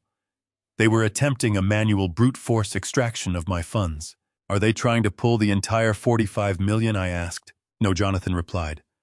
They are panicking. They just need enough immediate liquid cash to pay off Marcus Vance and keep the guests from leaving the property. They have manually typed in a transfer request for exactly $400,000. They are routing it from your Seattle-based portfolio directly to their corporate account in Massachusetts, under the guise of an emergency vendor payment authorized by your daughter. I listened to the steady rhythm of Jonathan working alongside the bank executives. The beauty of Martha's foundational trust structure was not just in the forfeiture clause. It was in the absolute uncompromising rigidity of the security parameters once that clause was activated. Let them submit the digital request, I instructed calmly. I want them to firmly press the button. I want the digital fingerprint of their fraudulent intent permanently logged into the federal banking system. We are monitoring the primary gateway right now, Jonathan confirmed. Richard just authorized the transfer from his mobile device. The request has officially hit the bank's internal processing queue. The $400,000 is attempting to leave your account. And the system, I asked. The system is functioning flawlessly, Jonathan said, a rare tone of dark satisfaction bleeding into his usually clinical voice. Because we triggered the fiduciary fraud forfeiture clause 20 minutes ago, Natalie's beneficiary status is completely vaporized. The springing power of attorney she uploaded is legally void. The banking firewall just caught the manual transfer attempt and slammed completely shut. The funds have been blocked. Not a single cent of your money has left the account. I closed my eyes for a fraction of a second, letting a deep wave of profound relief wash over my chest. My life savings, the empire I had built with decades of grueling manual labor, was entirely safe. But the defensive victory was only half of the equation. Jonathan, what is the exact status of the federal wire alert? I asked, opening my eyes and staring intensely at the wall of framed blueprints across my study. This is where the hammer drops, Harrison Jonathan said. When Derek's parents attempted to manually push that $400,000 transfer, they crossed a massive, inescapable legal threshold. They used a forged, legally voided power of attorney document to attempt the unauthorized extraction of funds. Because they tried to move an amount vastly exceeding $10,000 across state lines, routing it from Washington to Massachusetts using fraudulent pretenses. They did not just commit a standard state-level theft. They instantly triggered an automatic federal wire fraud alert. The magnitude of their error was staggering. In their blind, arrogant desperation to keep up appearances in front of their elite Boston colleagues, Derek and his parents had walked directly into a federal crime. The automated banking system did not simply reject the transaction and send them an error message. It simultaneously flagged the IP address, logged the fraudulent authorization documents, and automatically generated a priority alert report directly to the Financial Crimes Enforcement Network. Harrison Jonathan continued, his voice perfectly steady. The bank's fraud department has officially locked the Delaware account. They have compiled the digital transaction logs, the recorded location data, and the fraudulent power of attorney submission. They have handed the entire package over to my paralegal team. We have the absolute undeniable proof of a coordinated conspiracy to commit federal wire fraud. I stood up from my heavy leather chair and walked around the front of my mahogany desk. The silence of my home no longer felt like a suffocating museum of my past. It felt like a war room where a decisive absolute victory had just been secured. My daughter had thought I was a clueless, uneducated construction worker. She believed I was easily manipulated by a few fake tears and a stack of confusing legal jargon. She assumed I would quietly accept my exile and fade away into a state-run psychiatric facility while she handed my legacy over to a family of arrogant, bankrupt fraudsters. She had made the worst mistake a person could possibly make in the business world. She had fatally underestimated her opponent. Jonathan, I said, my voice echoing slightly in the large, quiet room. I want you to package every single piece of that digital evidence. I want the transfer logs, the voided power of attorney, the Delaware corporate filings, and the $12 million debt records from their Massachusetts real estate firm. Combine all of it with the security surveillance footage I pulled from my home office. It is already being compiled into a master file, Harrison. What is our next move? I looked at the grandfather clock. It was 4:30 in the afternoon. I had exactly 30 minutes before the officiant was scheduled to formally begin the wedding ceremony. 30 minutes before Natalie and Derek realized that the $400,000 they desperately needed to save their fraudulent high society spectacle was never going to arrive. I am getting back into my car, I told my ruthless attorney. I am driving down to the Federal Bureau of Investigation field office downtown. I want you waiting for me in the lobby with your primary contact in the Financial Crimes Division. We are going to hand them the entire prosecution package on a silver platter. I will be standing by the front doors when you arrive, Jonathan confirmed. I ended the call and slipped the phone into my jacket pocket. The trap had sprung. The federal crime had been committed and permanently logged. I had them exactly where I wanted them. It was time to show my daughter that the man she locked out of her wedding was the only man capable of locking her in a federal prison cell. I grabbed my keys from the desk and walked out of my study. The house felt entirely different now. It was no longer a tomb of memories. It was the launching pad for my retribution. I stepped out into the crisp Seattle afternoon and slid into the driver's seat of my Mustang. The drive from Mercer Island to downtown Seattle usually gave me time to clear my head, but today my mind was a highly calibrated machine operating at maximum efficiency. I merged onto the interstate, the deep growl of the engine masking the heavy thud of my own heartbeat. A lesser man might have felt a crippling sense of hesitation on his way to hand his only daughter over to federal authorities. A softer father might have pulled over, picked up his phone and given her one last chance to apologize. But I had seen her face on that surveillance monitor. I had heard the absolute, chilling lack of empathy in her voice as she casually planned to lock me in a psychiatric ward for the rest of my life. She had meticulously dug a grave for me, and I was merely ensuring she was the one who fell into it. The towering glass and steel structures of the downtown financial district loomed ahead of me. I navigated the familiar grid of streets until the imposing brutalist architecture of the federal building came into view. I pulled into the secure underground parking structure, flashed my identification to the gate attendant, and parked my car. I took a deep, steady breath, stepping out into the cool, damp air of the concrete garage. Jonathan was already standing near the primary elevator bank, holding a thick, securely sealed leather briefcase against his chest. He did not offer a comforting smile. He simply gave me a firm, resolute nod. We walked through the heavy glass doors of the lobby and passed through the rigorous federal security checkpoints in total silence. Jonathan had already used his extensive legal connections to bypass the standard bureaucratic delays. We were not going to sit in a waiting room and speak to a low-level intake officer. We were being escorted directly to the Financial Crimes Division on the 12th floor. The elevator ride felt incredibly long, the digital floor numbers ticking upward like a final countdown to my family's total destruction.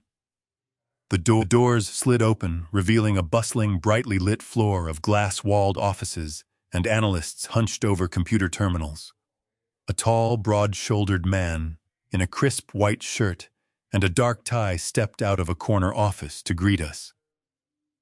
Jonathan extended his hand, introducing him as Special Agent Bradley Reynolds. Agent Reynolds was a veteran investigator who specifically headed the task force on elder financial exploitation and interstate wire fraud. He possessed the tired, serious eyes of a man who had seen the absolute worst of human greed on a daily basis. He shook my hand with a firm, respectful grip and ushered us into a private, soundproof conference room. The room was stark, containing only a large rectangular table and a series of digital display monitors mounted on the wall. I took a seat at the head of the long table. Jonathan placed the heavy leather briefcase directly in the center, unlatching the brass locks with a sharp, echoing snap. "We do not have a lot of time, Agent Reynolds," I said, getting straight to the point. "My daughter and her future in-laws are currently attempting to execute a hostile $45 million asset strip." Agent Reynolds pulled out a legal pad and a pen, his demeanor immediately shifting into a state of hyper-focused calculation. Jonathan opened the briefcase and began laying out the physical documents. He started with the forged springing power of attorney, pointing out the specific fraudulent clauses Natalie had buried within the text. Then he presented the real-time digital transaction logs that the bank fraud department had intercepted just 30 minutes ago. I explained how Derek and his parents, Richard and Evelyn, had attempted to use the legally voided document to force a manual wire transfer of $400,000 across state lines.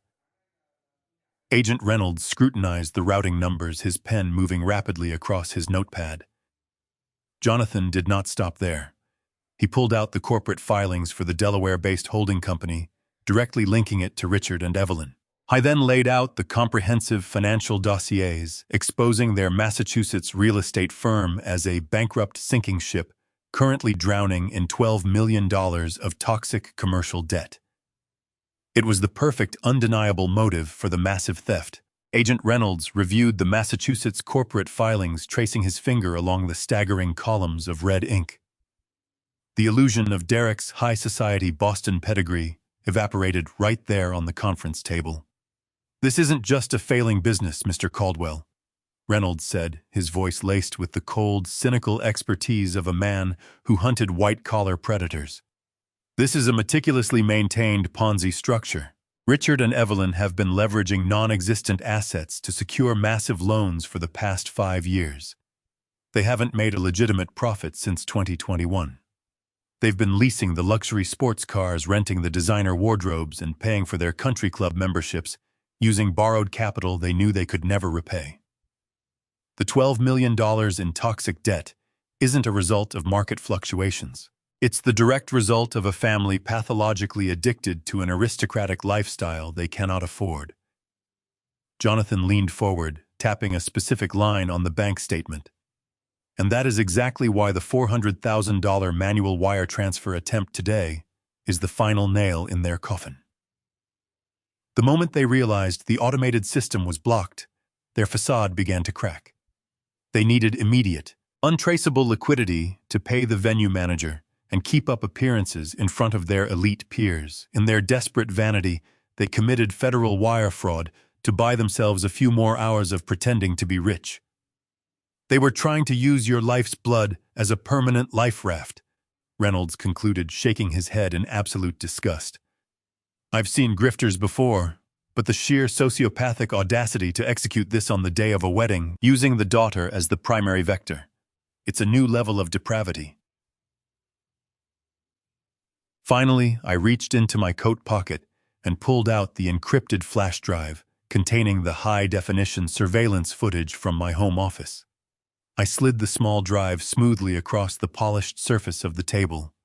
I told him that this drive contained the absolute unvarnished truth. It contained the audio and video recordings of Natalie and Derek physically cracking my wall safe, stealing my original property deeds, and calmly discussing their meticulously coordinated plan to have me legally committed to a state-run facility for early-onset dementia. Agent Reynolds plugged the encrypted flash drive into the secure terminal on the conference table. The large monitor on the wall flared to life, displaying the crystal-clear footage of my daughter and her arrogant fiancé standing in my study. We sat in absolute silence as the recording played. The crisp, undeniable audio of Natalie laughing about locking me out of the wedding and stealing my retirement fund echoed off the cold walls of the federal meeting room. I watched Agent Reynolds closely. His jaw tightened, and a look of profound professional disgust flashed across his face. When the video concluded, he unplugged the drive and looked directly at me. "Mr. Caldwell," he said, his voice carrying the heavy, uncompromising weight of federal authority. "In my 15 years of investigating financial exploitation, I have rarely seen a conspiracy documented with such flawless, overwhelming precision. They crossed a very dangerous line when they attempted to move that $400,000 across state borders using fraudulent legal pretenses. This is no longer a simple domestic dispute or a state-level theft. This is a textbook, perfectly executed case of federal wire fraud, coupled with severe elder financial abuse and organized racketeering. The digital footprint they left in the banking system is absolute, undeniable proof of criminal intent. I looked at the clock on the wall. It was 4:45. The wedding ceremony was scheduled to begin in exactly 15 minutes. I leaned forward, resting my hands flat against the cool surface of the conference table. "Do you have enough jurisdiction to move on them right now?" I asked him. Agent Reynolds stood up from his chair, a hardened, resolute expression settling over his features. He reached for his radio and looked at me with absolute certainty. "Mr. Caldwell," he replied, securing his tactical belt, "I am mobilizing my entire field team and tactical support units right now. We are going to that wedding right now, and we are shutting it all down completely." I walked out of the federal building with Agent Reynolds and his tactical team moving rapidly behind me. The crisp Seattle air felt entirely different now.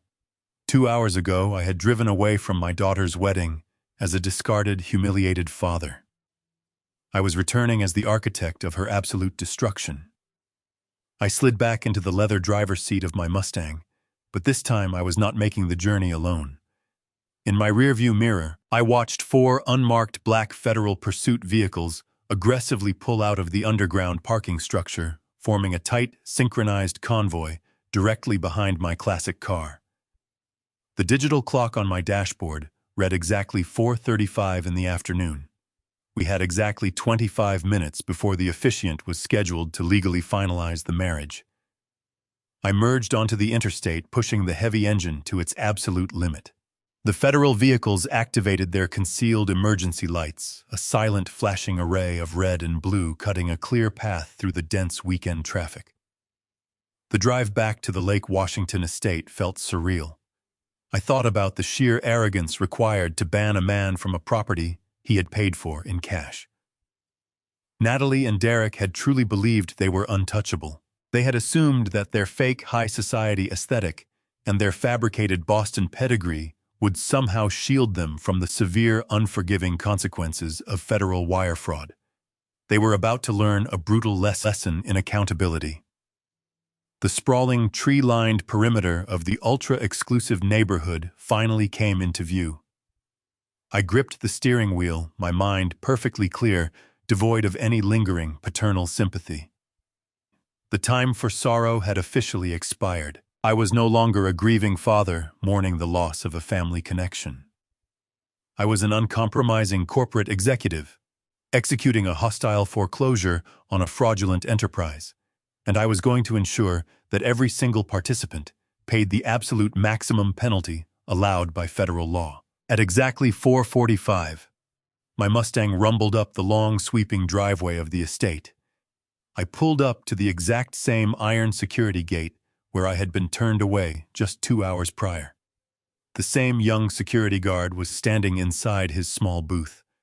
When he saw my vintage car approaching, he immediately stepped out, his posture stiffening with aggressive, practiced authority. He reached for the radio on his belt, clearly preparing to order me off the premises a second time. But his arrogant demeanor vanished the exact second. The 4 massive black federal vehicles aggressively boxed in the entrance, their emergency lights still flashing silently. The heavy doors of the tactical vehicles swung open in perfect unison. A dozen federal agents wearing dark tactical vests with bold yellow lettering stepped out onto the pristine pavement. Agent Reynolds walked directly to the front of the convoy, his badge clearly visible on his belt.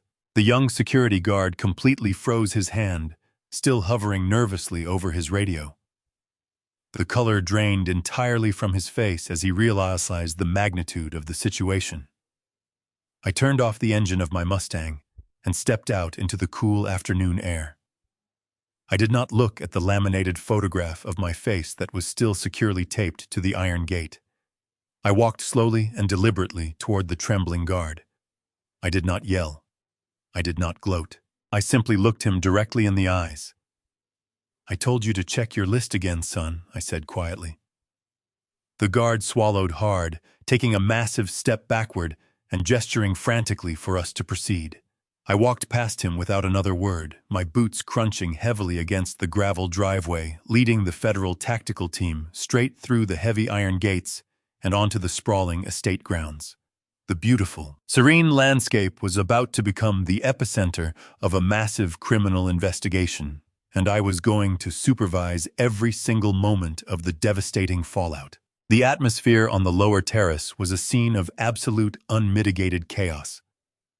Marcus Vance, the venue manager, had followed my strict legal directives with flawless, ruthless efficiency. The magnificent $400,000 wedding reception had been systematically and entirely dismantled. The expensive white ceremony tents were still standing, but they were completely hollowed out. The imported floral arches had been stripped bare, leaving only the ugly exposed metal framing behind. The massive mahogany bars were completely deserted, the vintage champagne bottles securely locked away in the service trucks. The 300 elite guests who had arrived expecting a lavish, aristocratic celebration were now standing around the barren lawn in utter disbelief. Wealthy socialites in expensive gowns murmured in loud, offended outrage, completely confused by the abrupt evaporation of the opulent hospitality. Derek's parents, Richard and Evelyn, were standing near the edge of the patio, desperately trying to maintain their polished old money facade while frantically dialing numbers on their mobile phones. They were undoubtedly trying to figure out why their fraudulent $400,000 wire transfer had been suddenly blocked by the banking firewall. The illusion of their elite Boston pedigree had been completely shattered, replaced by the ugly, humiliating reality of an unpaid bill and an immediate eviction. The string quartet was long gone, their empty chairs standing as a pathetic monument to the fake grandeur of the afternoon. The beautiful floral scent that had filled the air was now entirely replaced by the bitter, stinging tension of public embarrassment and profound financial ruin. The only sounds echoing across the manicured lawns were the angry, confused whispers of the stranded guests and the frantic, echoing shouts coming from the service entrance. I did not rush. I walked slowly through the open French doors of the main estate house and stepped out onto the wide stone terrace. The late afternoon sun was beginning to dip below the tree line, casting long, dramatic shadows across the manicured lawns. The atmosphere was incredibly tense, filled with the loud, offended murmurs of 300 wealthy guests who had just been stripped of their caviar and champagne.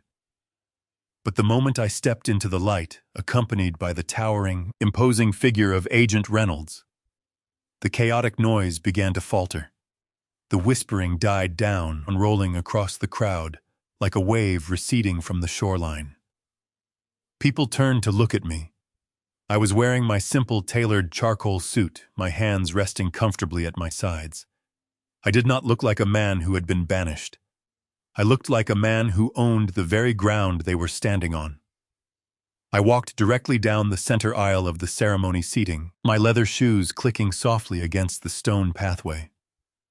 The guests parted seamlessly, instinctively making way for the heavy, uncompromising authority radiating from my presence. Natalie was standing near the dismantled floral archway, her face flushed with entitled fury.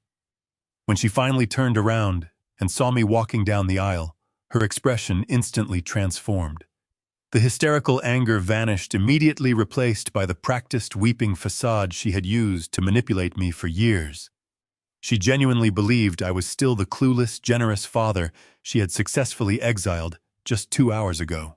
She assumed I had somehow received word of the venue canceling the reception and had rushed back to save her perfect day. She lifted the heavy, mud-stained skirt of her custom silk wedding dress and ran toward me.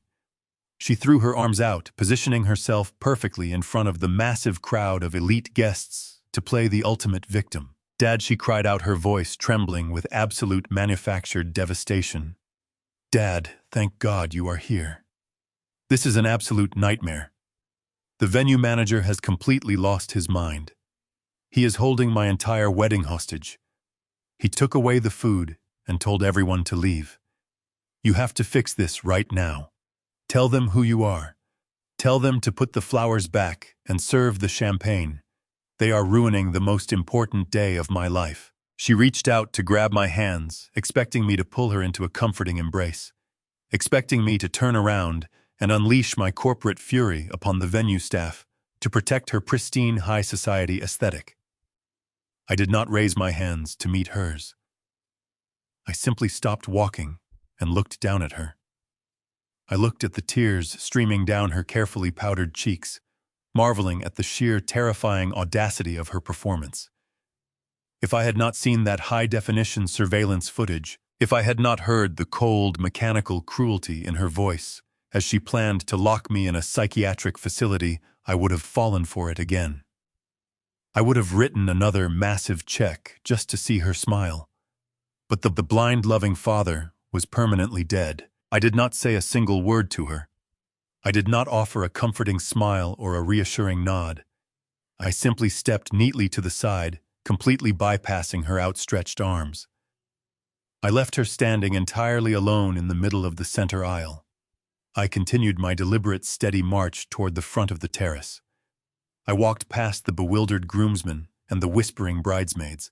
I walked directly up to the elevated platform, where the expensive wedding band had hastily abandoned their equipment. The DJ stand was still partially assembled, a single wired microphone resting on the surface of the audio mixing board. I picked up the microphone. I flicked the power switch upward. A sharp, piercing burst of static feedback echoed loudly across the expansive lawn, instantly commanding the absolute undivided attention of every single person on the property. The 300 elite guests fell completely silent. You could have heard a single leaf drop onto the stone patio. I looked out over the sea of expensive suits and designer gowns. I found Derek standing near the front row, his polished, aristocratic facade visibly crumbling, as he stared at the federal agents slowly positioning themselves along the perimeter of the terrace. I found his parents, Richard and Evelyn, standing frozen near the empty bar, their eyes wide with sudden, paralyzing terror. And then I looked back at my daughter. She was standing exactly where I had left her, her arms slowly dropping to her sides, a look of profound, creeping dread finally washing over her features. She finally realized I was not there to save her. I raised the microphone to my mouth. I kept my voice perfectly steady, projecting my words clearly across the silent estate. "I apologize to the guests," I said, my tone echoing with a calm, freezing authority. "I know many of you traveled a great distance to be here today to celebrate what you believed was a beautiful union of two prominent families. But I refused to fund a $400,000 party for a family drowning in $12 million of toxic commercial debt, who explicitly planned to steal my entire retirement portfolio to bail out their bankrupt real estate firm." A collective synchronized gasp rippled through the massive crowd. The wealthy politicians and the prominent business developers turned their heads, staring in utter shock at Derek and his parents. The illusion of their elite Boston pedigree shattered into a million irreparable pieces in a matter of seconds. They were instantly exposed not as aristocrats, but as desperate, penniless fraudsters. "You were not invited here today to witness a marriage," I continued, my voice slicing through the stunned murmurs.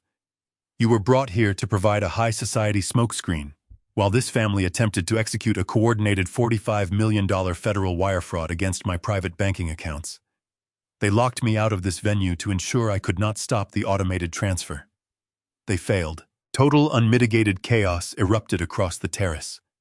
Guests began backing away from Derek's family as if they were carrying a highly contagious disease. The social humiliation was absolute and instantaneous. Richard and Evelyn panicked. The polished, superior masks they had worn all afternoon completely melted away, revealing the panicked, desperate criminals hiding underneath. Richard grabbed his wife by the arm, roughly shoving his way past a group of stunned bridesmaids. He bolted toward the rear exit of the terrace, desperately attempting to reach the gravel driveway and escape the collapsing scene. He did not make it more than 20 feet. Agent Reynolds simply raised his hand. From the shadows of the manicured hedges, 8 heavily armed federal agents stepped forward, forming an impenetrable wall across every single escape route. Richard stopped dead-trapped completely. The entire high society crowd watched in horrified silence as the realization finally set in. This was not a canceled wedding. This was a federal crime scene, and nobody was leaving until I was completely finished. The swift and absolute destruction of Derek's family began the exact moment Agent Reynolds stepped onto the stone patio. The high society guests who had spent the afternoon judging my blue-collar background immediately scattered like frightened insects when the heavily armed federal agents moved in. The caterers and florists watched in stunned, breathless silence as the FBI placed Richard and Evelyn in cold steel handcuffs right next to the empty mahogany bar.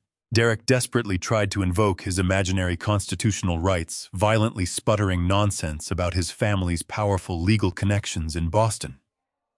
The federal agents were completely unimpressed. They simply pushed his head down and roughly shoved him into the back of an unmarked black pursuit vehicle. Natalie was left kneeling alone on the muddy, trampled grass of the lower terrace, her custom silk gown completely ruined, sobbing uncontrollably.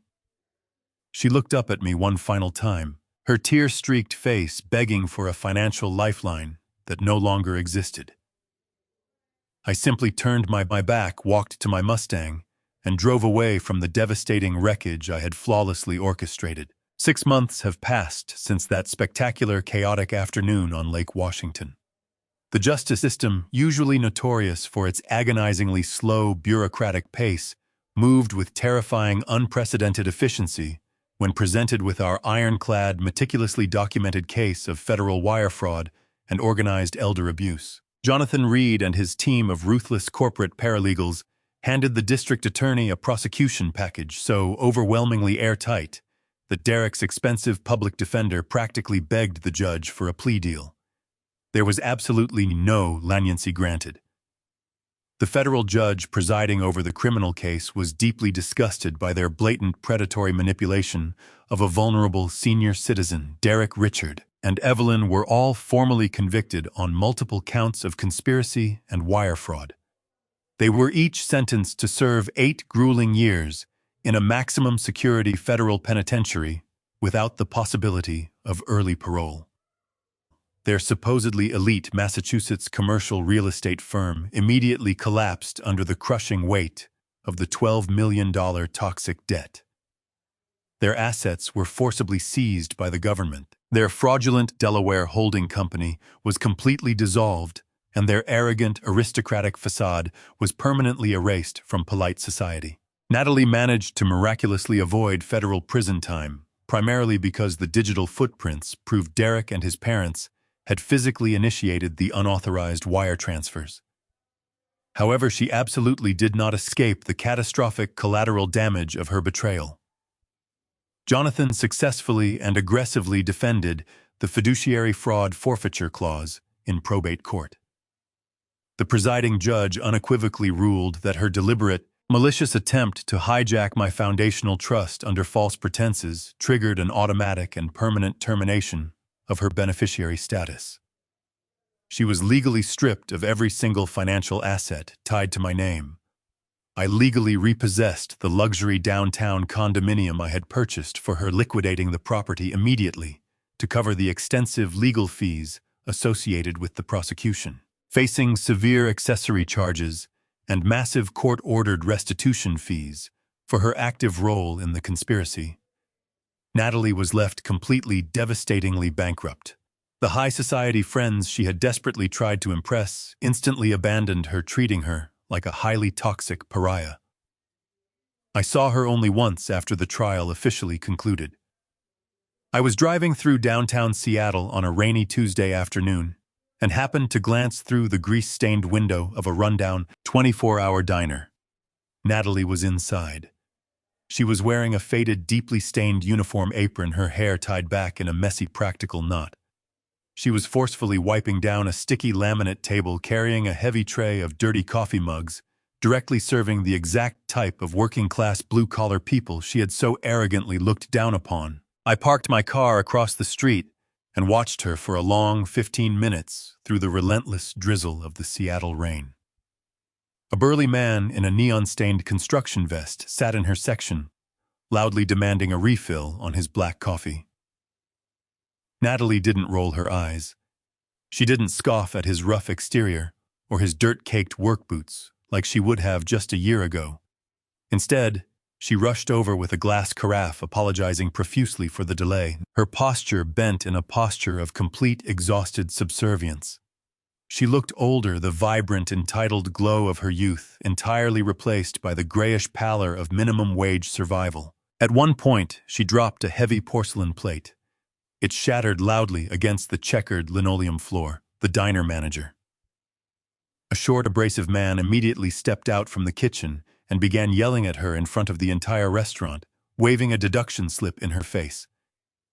The old Natalie, the one who wore custom silk gowns and sneered at my calloused hands, would have screamed back, thrown her apron, and stormed out to her luxury condo. But the broken woman standing in that diner simply lowered her head, grabbed a dustpan, and began sweeping up the sharp shards with trembling bare hands. She was trapped in the agonizing reality of the real world.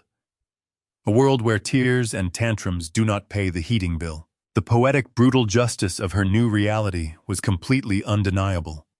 She had desperately wanted to lock me away because I smelled like cheap coffee and drywall. Now she would spend the next decade of her life drowning in those exact same scents just to survive. As for me, I quickly realized I could no longer live in the sprawling Mercer Island estate. The massive house was no longer a peaceful sanctuary of beautiful memories. It had been permanently tainted by the cold, calculating greed of the daughter I had raised within its walls. I quietly put the $8.2 million property on the real estate market. It sold within 2 weeks to a young technology executive looking for a waterfront retreat. I did not keep a single cent of the massive profits from that sale. Instead, I took the entire $8.2 million, combined it with a significant portion of my recovered $45 million retirement portfolio, and did exactly what my late wife Martha would have wanted me to do. I established a massive $20 million philanthropic foundation in her absolute honor. I officially named it the Martha Caldwell Trade Scholarship Fund. The trust is permanently dedicated to providing full-ride educational scholarships, comprehensive housing stipends, and professional apprenticeships to working-class kids in the Pacific Northwest. The funds go directly to young, determined men and women who want to learn commercial construction, plumbing, advanced welding, and electrical engineering. The gritty, resilient kids who actually build the physical foundation of this country with their own bare hands. The exact kind of hard-working people my daughter had deemed completely unworthy of her presence. Today, the morning air over Lake Washington is crisp, incredibly clean, and carrying the faint, familiar scent of pine trees. I am no longer wearing a tailored charcoal suit or sitting behind a heavy mahogany desk surrounded by corporate blueprints.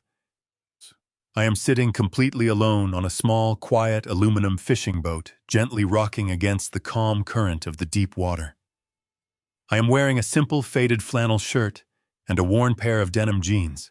The sun is just beginning to rise over the distant Cascade Mountains, casting a brilliant, shimmering golden reflection across the glassy surface of the lake. The silence surrounding me is profound, but it is no longer the heavy, suffocating silence of an empty, lonely mansion. It is the deep, restorative silence of absolute, hard-won freedom. Suddenly, the peaceful atmosphere is interrupted by a sharp, vibrating buzz against the wooden bench seat of the boat. I reach down and pick up my mobile phone. The screen illuminates, displaying an incoming call notification. The caller ID simply reads, "Automated collect call from the Washington State Department of Corrections." It is Natalie. It is the third time she has attempted to call me this week from the prison where she is forced to visit Derek. I stare at the glowing digital screen for a long, deliberate moment. I feel absolutely no anger, no sorrow, and no lingering paternal obligation. I simply press the red button on the screen, instantly declining the collect call. I tap the screen one more time, permanently blocking the correctional facility's incoming number from my device forever. I slide the phone back into my pocket, pick up my fiberglass fishing rod, and cast my line far out into the cool, dark water. I watch the small red bobber settle peacefully onto the surface of the lake. I take a slow, deep breath of the fresh morning air, finally, at absolute undisturbed peace. The hardest truth a parent can ever be forced to face is that the child they raised with infinite love can grow up to view them not as a human being, but as a heavily funded asset, waiting to be casually liquidated. True family is bound by mutual respect, honor, and fierce loyalty, not by blood, and certainly not by the expectation of a massive inheritance.